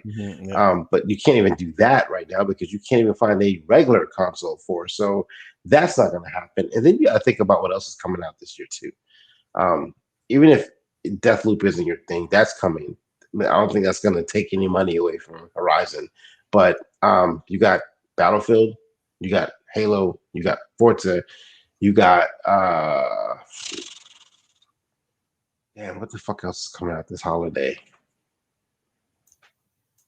Battlefield. I already said that one. Yeah, I mean, like, but those are going to be like, those games, just those 3 are just going to draw attention. Call of Duty, all those games are going to draw attention away from Horizon. And so like right now, you got, I think you're basically your holiday is going to be Deathloop, whatever that. I don't even know what release date that is yet. Isn't that new what do you call it? That new Batman game from Rocksteady? Not the Batman itself, but what's it called? It's got like all those superheroes together. What the fuck's the name of that game?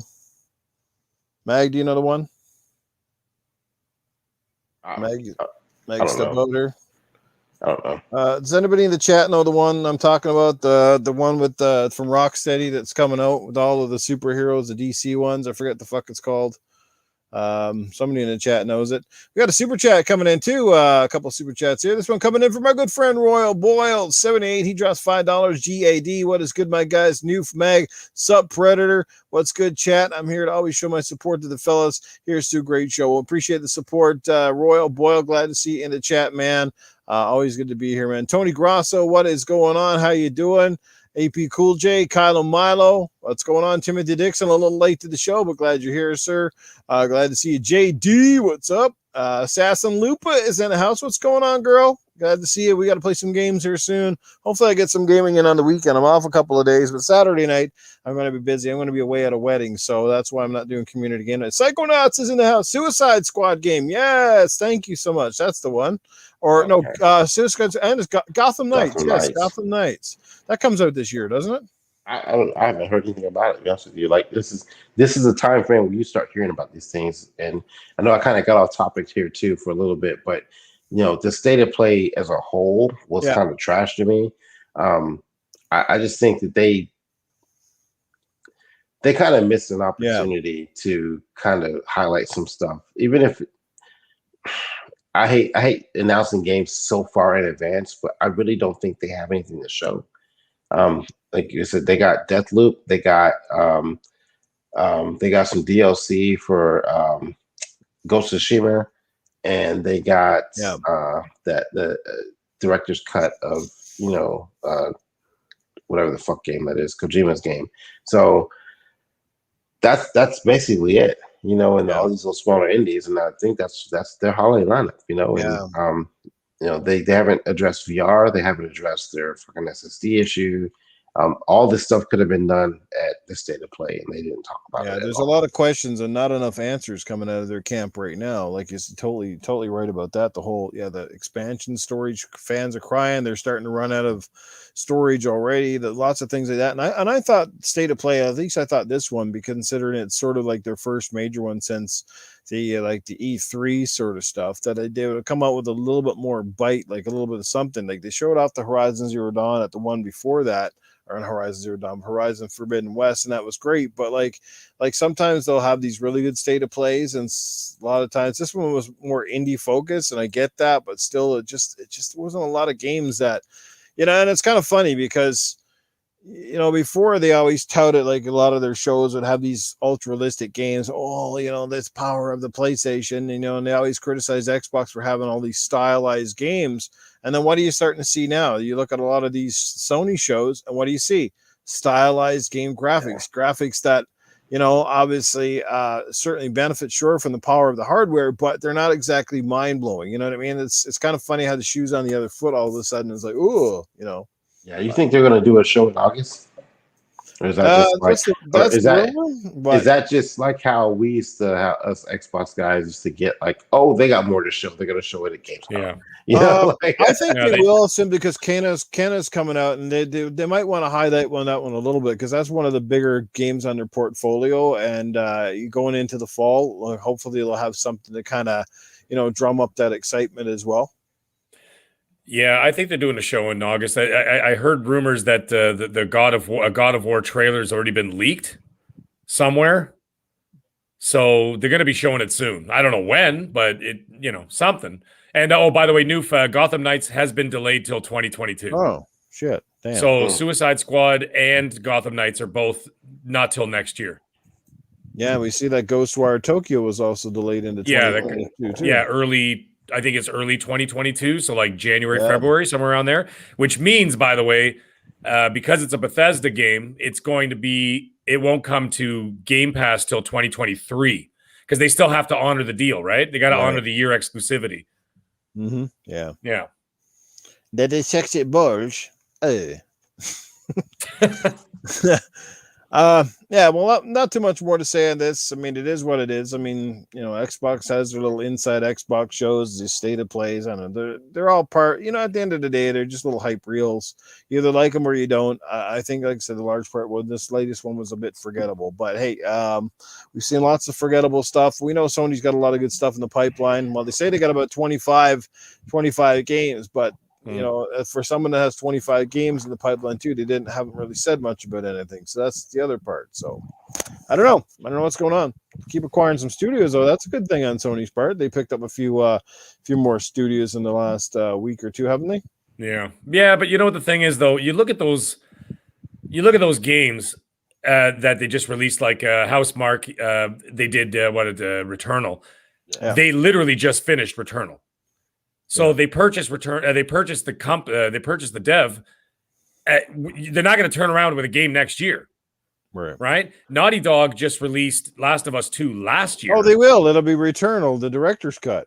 Yeah. Oh, yeah. That's coming. And then now look what's happening with Naughty Dog. Now they're working with Ben Studios to do the remake of the remaster of Last of Us 1. Yeah. Right? So how long does it take Naughty Dog to turn around a game? Yeah. They only released 2 games last gen, guys. 2. Uncharted 4 and Last of Us 2. I was going to say, you see the rumor going around of the Uncharted collection for PS5? Right. Because they got nothing coming.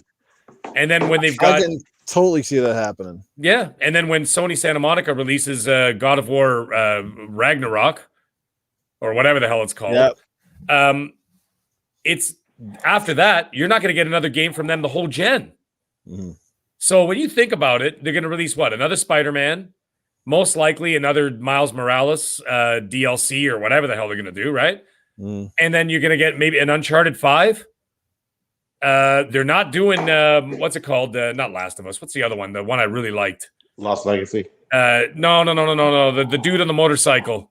Days Gone. No, Days Gone. Yeah, they're not doing Days Gone 2, which is a fucking travesty. I love that game. Right? Ghost of Tsushima just came out last year, so you know that the turnaround on that sequel will be at least another 3 years. So, like, what's coming? You know, other than a couple of third-party deals here and there, and then, you know, God of War, let's say, in the next year, and Horizon Forbidden West, that's it. Like, I don't expect to see much. And then don't forget the pandemic also, you know, Microsoft wasn't the only one affected by the pandemic. Sony is too. So now you're going to look at like at least 2023, 2024 before you start seeing some more action from these guys. Right? So it's going to be a pretty trying time. It's going to be, you know, so whatever games we do get, make sure you milk the fuck out of them when you get them. Get all the platinums. Get your thousands out of thousands because, you know, it's going to be few and far between for those big bangers. Hey? They may have some new IPs hanging out there somewhere. I'm sure they do. They don't know. Sony, I'm not downplaying what they're going to do. They're going to do some great stuff, but I'm saying those big studios that we know about, I mean, they just released games in the last year. So, like, it's going to be at least another 3-4 years before you see anything again. Because I will give Sony one thing. The fan base is going to be like, okay, we're tired of this remaster, remake. Yeah, and then they'll drop an Uncharted 5 when everybody gets pissed off. Yeah. Did you hear there's a new game? There's a new game coming out. It's called Captain Circumcision, the director's cut. Fantastic. Oh, shit. All right. Any further thoughts on this topic, guys? No, sir. All right. Well, I think that is our cue. It's time to bring in the one, the only Tony Baloney. I think he's on standby here. Oh, you sure? He's right here. Oh, my God. Look at him in fine form. He's right in the camera this week. Oh, boy, do I ever have a lot to say. First and foremost, the doctor's not going to be showing up tonight because the doctor was out busy watching the All-Star game. Who the fuck watches the All-Star game? It's a bunch of drunk idiots who just got to go play, and the scores don't even count. Nobody gives a shit. Come on, man. Wake up. Anyways, doctor. Did the doctor bring a butt plug to the show or what? Yeah, maybe he could use some of the cork from some of their bats. Stick it in his ass. Now, before I take any questions from some of these people in the chat, let me get something out of the way. First things first, I see some people in the chat got their feathers ruffled a little bit when the mag was talking about how they should go back and play the backlogs. Let me tell you something. You got a problem with what the middle-aged game guys got to say? Well, Tony Baloney's got a big front log right here. You can take a bite out of that.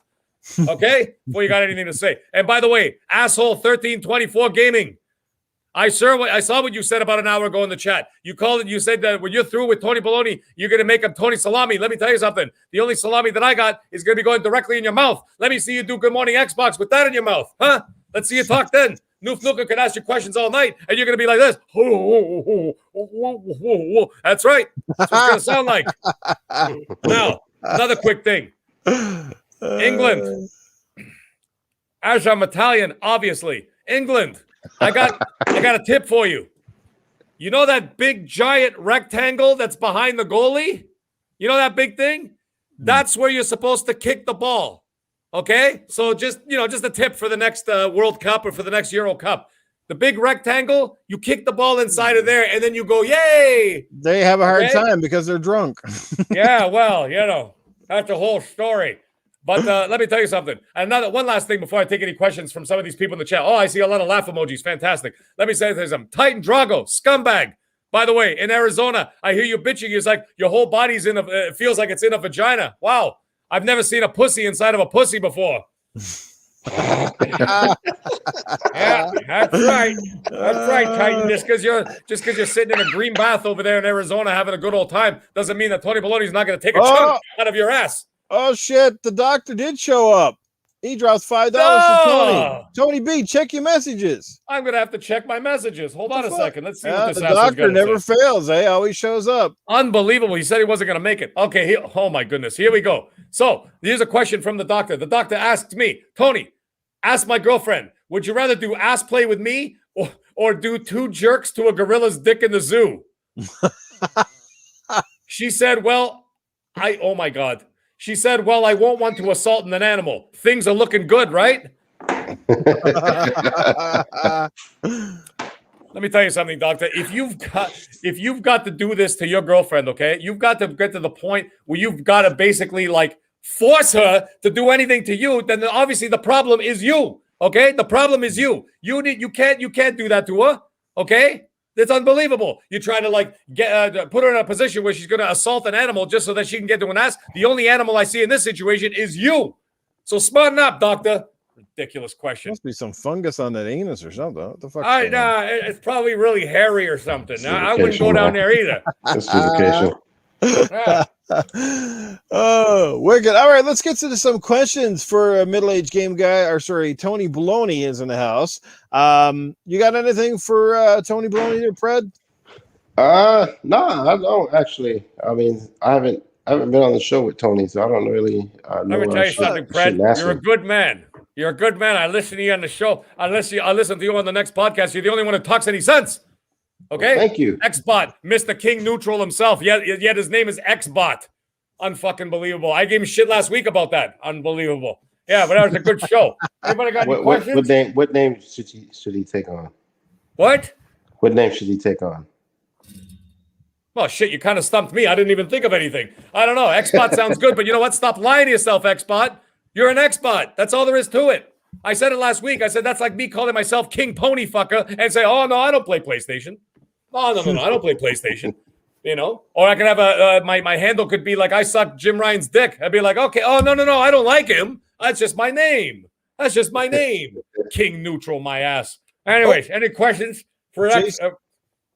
Jay Slayer Jay says, Tony, are you enjoying being sandwiched between Noof and Predator?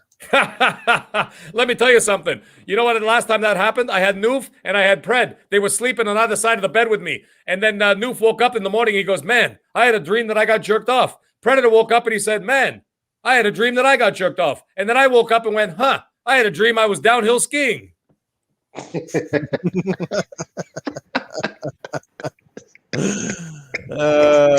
Shit. Oh, damn. Any other questions for Tony before I leave for the evening? Yeah, any more questions from people in the chats? And by the way, ha-ha's and laugh emojis do not count as questions. All right. Well, Papa Woody, who's here. What's going on, Papa Woody? He says, Tony, butt plug or anal beads? Well, let me tell you something. Anal beads are the gift that keeps on giving. The butt plug is just a one-shot deal. You just pull it in and you pull it out and it's done. But let me tell you something. Anal beads, like I said, it's the gift that keeps on giving. You get a little bit, then you pull a little bit more, and a little bit more, and a little bit more, and a little bit more. So, yeah, it's a fun little thing. I go anal beads, 100% anal beads. And plus, it lasts long anyway. Butt plugs, if you had enchiladas for dinner, one fart, the thing goes flying out of your ass, it's done. Shit. Tony Baloney Muscle, when will you go round two at Fiddly Diddly Cletus? Yeah. Well, you know what? We haven't heard from Mr. Fiddly Diddly since he got destroyed by Tony B that one time, and I don't think we'll be hearing Fiddly Diddly for a little bit of a time because he's too biddly. My God, the guy's got me Fiddly Diddly. I can't even speak properly anymore. He's too busy Fiddly Diddling himself. Well, hey, Fiddly Diddly. Hey, you watch what you're saying there, Tony Baloney. Just because I've taken the night off or sitting in the back room somewhere don't mean now that I can't, step up to the plate and go mano e mano. You know what I'm saying? So I'm just keeping myself quiet, but I'll be back and we'll do it again. Oh, yeah, don't worry about it. We'll do it again, and you're going to lose again. So, yeah, don't worry about it. Take your time. Relax. Enjoy the time, the downtime. And Titan Drago, you scumbag, let me tell you something. When you come back, you're going to get destroyed. Jesse Dobby's going to have a piece of you. And then when he's done, I'm going to come up and kick you in the balls while you're down. One more question. We'll do DJ okay, Berto Dust, our good friend. Tony, how do you feel about England scoring in the first 2 minutes and decide to build a wall in the back the whole entire match until Italy score? It was a fatal mistake. And let me tell you something else. That was really the only time that England ever showed anything. It was in the first 2 minutes. They petered out. They went too quick. They went too hard. And then what ended up happening is, yes, they tried to build a wall. You cannot build a wall in soccer in the first 2 minutes of a game and then think that you're going to defend for the next 87 minutes for one of the best teams in the world coming at you 100%. Never going to happen. It shouldn't have happened. But guess what? It happened. I feel sorry for you guys, but at the same time, I don't, because I had a great party that night. It was wonderful, and it was a great memory that I'll always cherish. And we got a super chat coming in from our good friend, the doctor. He drops $3, and I guess I'll have to do it in this voice. He says, yeah. Oh, fantastic. Well, if that's it for Tony Baloney, then Tony Baloney's going to sign up for one night. So then, you know what? So then I'll see you guys all next week so I can sit back, relax, and watch Titan Drago get slowly and surely destroyed by Jesse Dobby. Everybody, have a great evening. I'll see you all next week. That's right. You know what, guys? I'm going to make my own song. It's going to be called Fiddly Diddly Dee, Fiddly Diddly Do, Fiddly Diddly I got you a hoe, Fiddly Diddly I, Fiddly Diddly B, Fiddly Diddly Diddly Diddly Diddly Dee. Jesus Christ, noob. Fred's sitting here going, what the fuck is going on? And with that, we'll close the show. No, we can't close the show. We got another topic. Well, I suppose we could real quickly. We do have one more topic. We try to keep this under the 2-hour mark, which hasn't really worked that well the last few weeks. But yeah, but we'll quickly just leave off on this one real quick. Cyberpunk 2077, as I mentioned earlier on the show, best-selling game of June. Can this game make a legitimate comeback now that the bad press sort of and fans have kind of taking the foot off the gas, so to speak? How do you feel about that? It's very similar to the Avengers situation we talked about. Where do you guys stand on the Cyberpunk? You ready to dive back in? Do you think this game can make a legitimate resurgence? I mean, it's at least give CD Projekt Red a little credit that, obviously they're sticking with it a little bit here and fighting through it. Sounds like it's been a real undertaking and a real task. And I think a part of the problem with this game underlies the fact that they're trying to make this very ambitious title run relatively well on all the platforms. And fuck, when it barely runs well on stuff like the Series X or the PS5, it's got to be a massive undertaking to get this game rolling on something like the PS4 and the Xbox One. So. Yeah, I think the first mistake they made was trying to put it on last gen consoles. Yeah. They should have scrapped that shit in the very beginning. You have to think like PC gamers. I play a lot of PC gaming too. Like a lot of PC gamers bought new graphics cards specifically for this game. Like they went out and they waited in line or did what they had to do to get the 3080 or whatever for this game. And they were waiting for this game. There was a custom console created from Xbox for this game. Chairs were made for this game. Like there's shit that was done. Controllers, like small babies were named. For this game, and it came out and it flopped. It under-delivered. So them putting in the effort to try to get it right is good. I just don't know if it's, especially with PlayStation Store taking it off and all the bugs that were in it and all the other crap that's been going wrong with this game. Yeah. I don't know if they can recover from it. I see what they're trying to do. They're trying to make it like myself. I got the custom console. I put it in a box. I never played it, never opened it. It's still sitting in the garage. Wow. And I also got a 3080, and I also got the game on PC. Right. Mm-hmm. I've not touched hardly any of this game because it was so fucking broken. And I feel like I owe it to myself to go back and try to play the game. And I probably will, but not everybody's going to feel the same way as me. Some people just said, fuck it, I'll just play it and be done with it. They've taken so much out of the game that should have been there in the very beginning. The multiplayer is gone. I put that in the game. That was something they mentioned. Like, there were a lot of promises they put into the game that they ended up taking out of it at the launch. And it's like, when I was I'm about to pull some After Dark shit right now. When I was a young whippersnapper, I remember going out with this chick, and I'm sitting there spitting game in her ear the whole fucking night. I'm gonna fucking shit out you, girl. I'll take you back to the house. We get down here all night long. Got to the room, fucking fell asleep, and that's what this game did. This game, it just fucking cock-teased everybody, man. It's like they had all these all these ideals for this game, and then it came out and just under-delivered. And I don't know if a lot of people are going to go back to it, especially with everything that's coming out at the end of the year. That's right. I don't know if anybody cares. Well, it's pretty sad when the most exciting part of the game for a lot of people happened to be the dong slider at the first part. So yeah. I'm going to jump on it. I think that it'll see a resurgence on some of the other platforms when it goes on sale.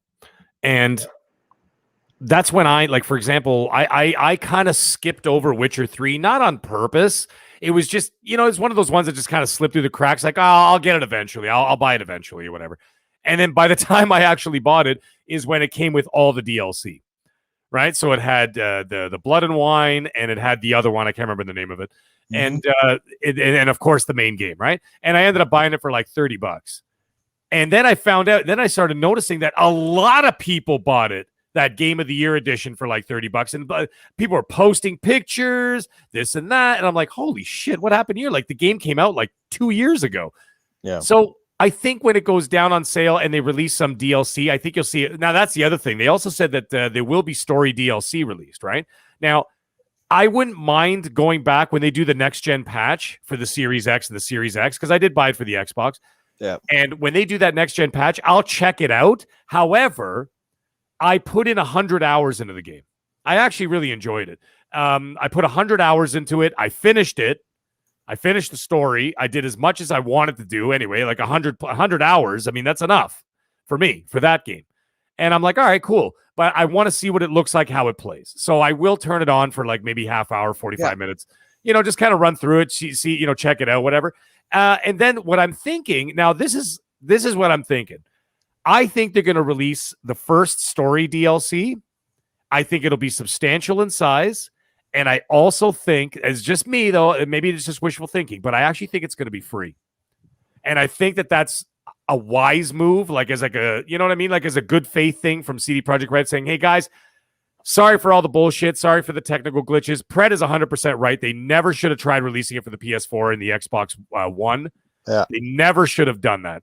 I know why they did it, because it was a new gen, of consoles, and nobody had them, right? Yeah. So they're trying to get they're trying to get that 120 PS4 owners and the 50, 60 odd million, Xbox owners, whatever, right? Mm-hmm. So you're talking about 200 million people that you're kind of cutting out of the equation.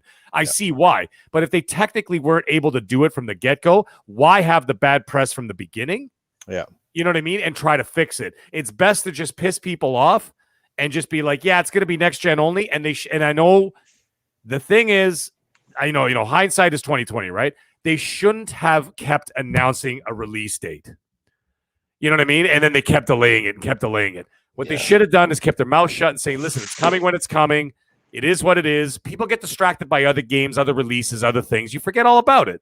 And then all of a sudden, like 6 months later, a year later, that's when you come out and say, yes, it's coming out in the fall of 2021, November, whatever, 2021, and it'll be coming for next-gen consoles only. By then, at least you have a solid base. And then I think they made too many commitments to that game, with the custom console and stuff like that. Like, have they delayed it into the next gen? Yeah. Who's going to buy a Series X? I'm sorry, a 1X when the Series X is coming out. But I get it. Like even Dreadpool just said, he goes, they're originally designed for last gen consoles. Which is the baffling part. Yeah. But if it can't run on those consoles, what the fuck were you designing? Yeah. You know what I'm saying? Do you think that they started, like I said, the bulk load of the game design was just done on the older consoles, and then when the new one sort of came out, because that's when we saw like the first big delay was when the new consoles kind of got announced, and then it was almost like they said, we're going to shift the bulk load of this, this game over to the new ones, and it's almost like then like perhaps the other version more or less took a backseat, or they had to compromise in the code and the structure, right? Because the biggest thing we saw was the amount of glitches, the frame rate drops were horrendous on base consoles. Yeah, but I don't know. That's what I think. Well, anyway, back to what I was saying there. Sorry, it was I think they should release their first DLC story for free. Like I said, as a goodwill to all the customers and everybody else out there, whatever, and then reduce the price of the game. You know what I mean? Reduce the price of the game to like 50% off. And with the next gen patches in place or whatever, you'll watch a lot more people will jump onto that, especially let's say like the January to like April time frame. Yeah. If you've got nothing major coming out, which I haven't heard anything major coming out during that time. The only thing is Ghostwire Tokyo is early 2022. But besides that, I haven't heard anything else coming out at that time of the year. So therefore, release it there, knock it off 50%. It's been out for a year and a bit at that point. Yeah. So knock it off 50%. Add the free DLC, story DLC. You watch a lot more people will adopt it for the PS5 and for the Series X and Series S.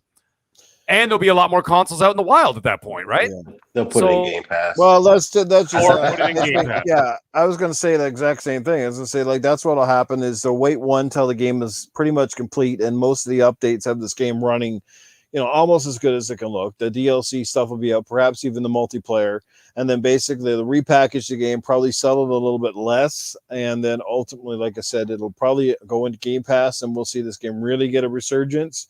Obviously a big promotional thing, I'm sure, from Microsoft once it hits Game Pass, and then it will probably either reestablish some faith and certainly pick up some new fans who obviously just haven't picked up the game at this point. I personally don't think the game's all that bad. I think people are making it worse than it is. Yeah. Much like a Mass Effect Andromeda. Everybody made that game out and sounded like it was absolute garbage, and it was not, in my personal opinion. I think it had flaws. I mean, I played it right from day one on the Series X, and it ran pretty good right from the get-go. Obviously, they've had several major updates since then, and I hear it runs a lot better, and it certainly even runs a lot better now on the base hardware. The texture side of things, sure, those things definitely taking a hit, but frame rate wise, it's getting a little more stable. We understand a lot of those game breaking glitches and stuff are pretty much fixed up. So playable, but I mean, obviously I think I've still heard a lot of people say, like, if you're able to play it on a newer console, or at least the Xbox One X or the PS4 Pro, then to do that over just your standard model. Yep. Yeah, it looks pretty damn good on the Xbox One X. It's just that the frame rate used to jitter quite a bit, especially in certain areas.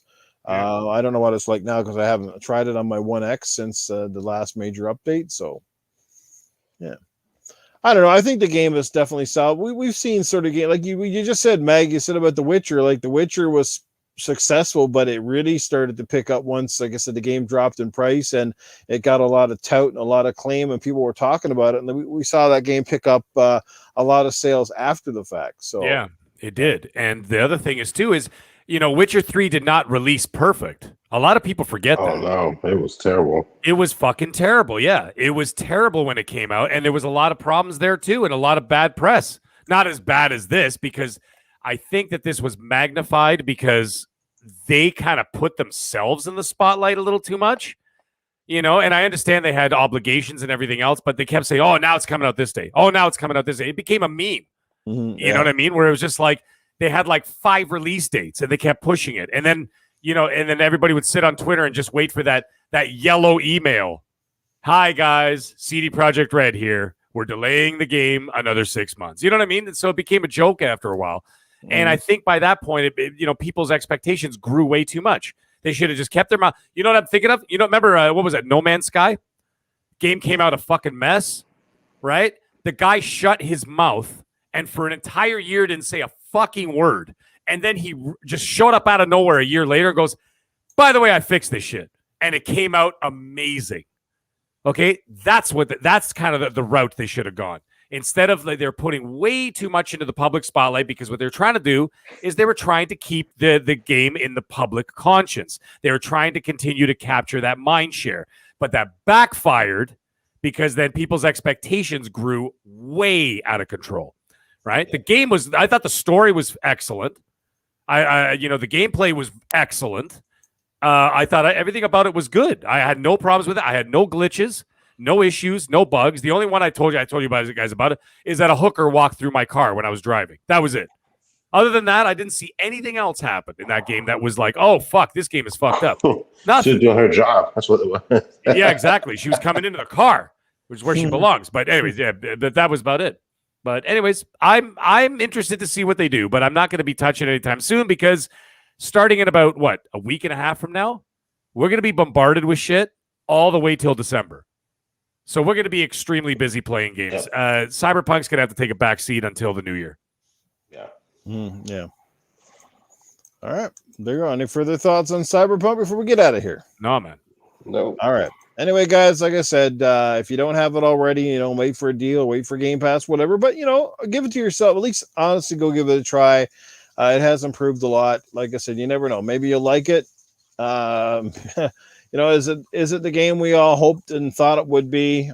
Maybe not so much. But, yeah, it's not the first game that had lofty expectations and fell short of the mark, and it won't be the last one. But hopefully, I think as a whole, the whole industry looks at this as a perfect example now of not what to do, that sort of thing. And I think even the publisher learned a big lesson that forcing the game out, against developers better word of judgment is not a good idea. And sure, yeah, it's always easy to get fooled by the first week or two of sales because everybody's so excited, but you watch that drastic slide after that first week, and that tells you more than the first week's success itself. You know what I mean? So I think a lot of people learn lessons here, including gamers and YouTubers and everybody alike. It's an eye opener.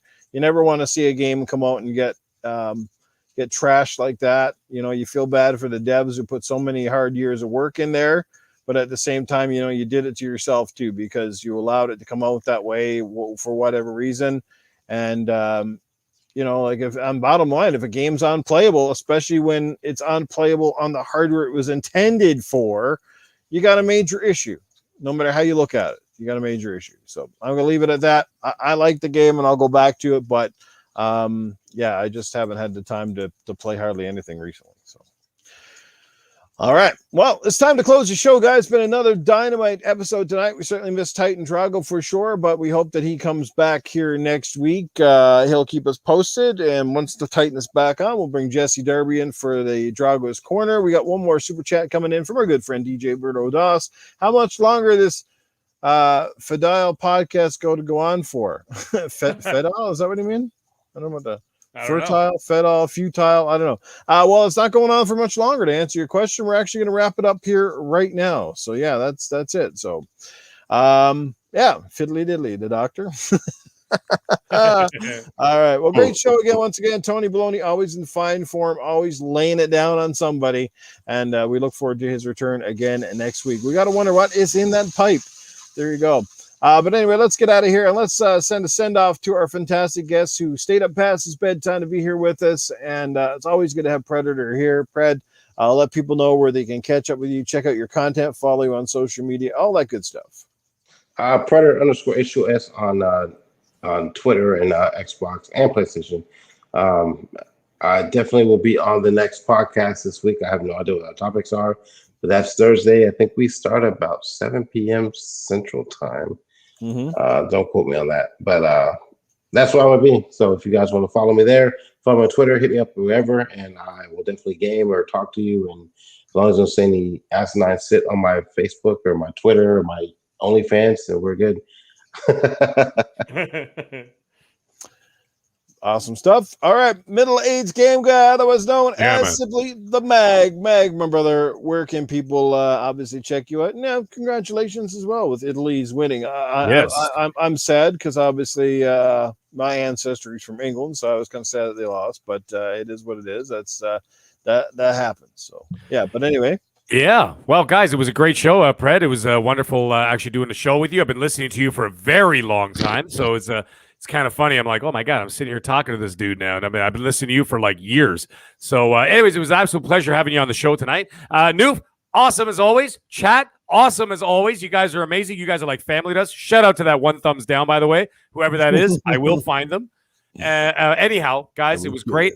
You guys can follow me on Twitter at the Middle Age Game Guy. That's with a GY at the end. On the Xbox Series X and the PlayStation 5, you can find me at all one word, all capitals, because I don't know how to be quiet. I am the Mag. You can follow me there Monday evenings, 7 p.m. Eastern. You can find me on Primetime Gaming with Mr. Boomstick XL and friends. And every Tuesday night, you can find me right here, 10 p.m. Eastern Standard Time with Titan Drago, Noof Nukem, and a guest. And on Gaming After Dark, you will find me here. And actually, in a few weeks, I will be doing another show with Mav. Mr. Fun Speculation himself has invited me onto his show. So you guys can come check this out. When it gets a little closer to the date, I will let everybody know. So until then, everybody, have a great night. We'll see you guys all next week. That's right. And you know where to find me, always in the gutter. Yes, back here again next Tuesday with Gaming After Dark with my fine panel and our awesome guests as always. And again, this Sunday with my amazing crew on Good Morning Xbox. Should be a good time. Until then, everybody, stay safe, have fun, game on, keep it real, all that good stuff. Thanks for the love and support. Greatly appreciate it. Make sure you share this out and tell all your friends where they can come and have a good time with us for 2 hours, give or take. It's always a good laugh here on this particular podcast. So always great to have you again, Predator. Thanks for being a guest on tonight. We look forward to getting you back in the future. And yeah, man, we'll catch up with you soon here, Meg. Take care, guys. Have a great night, everybody.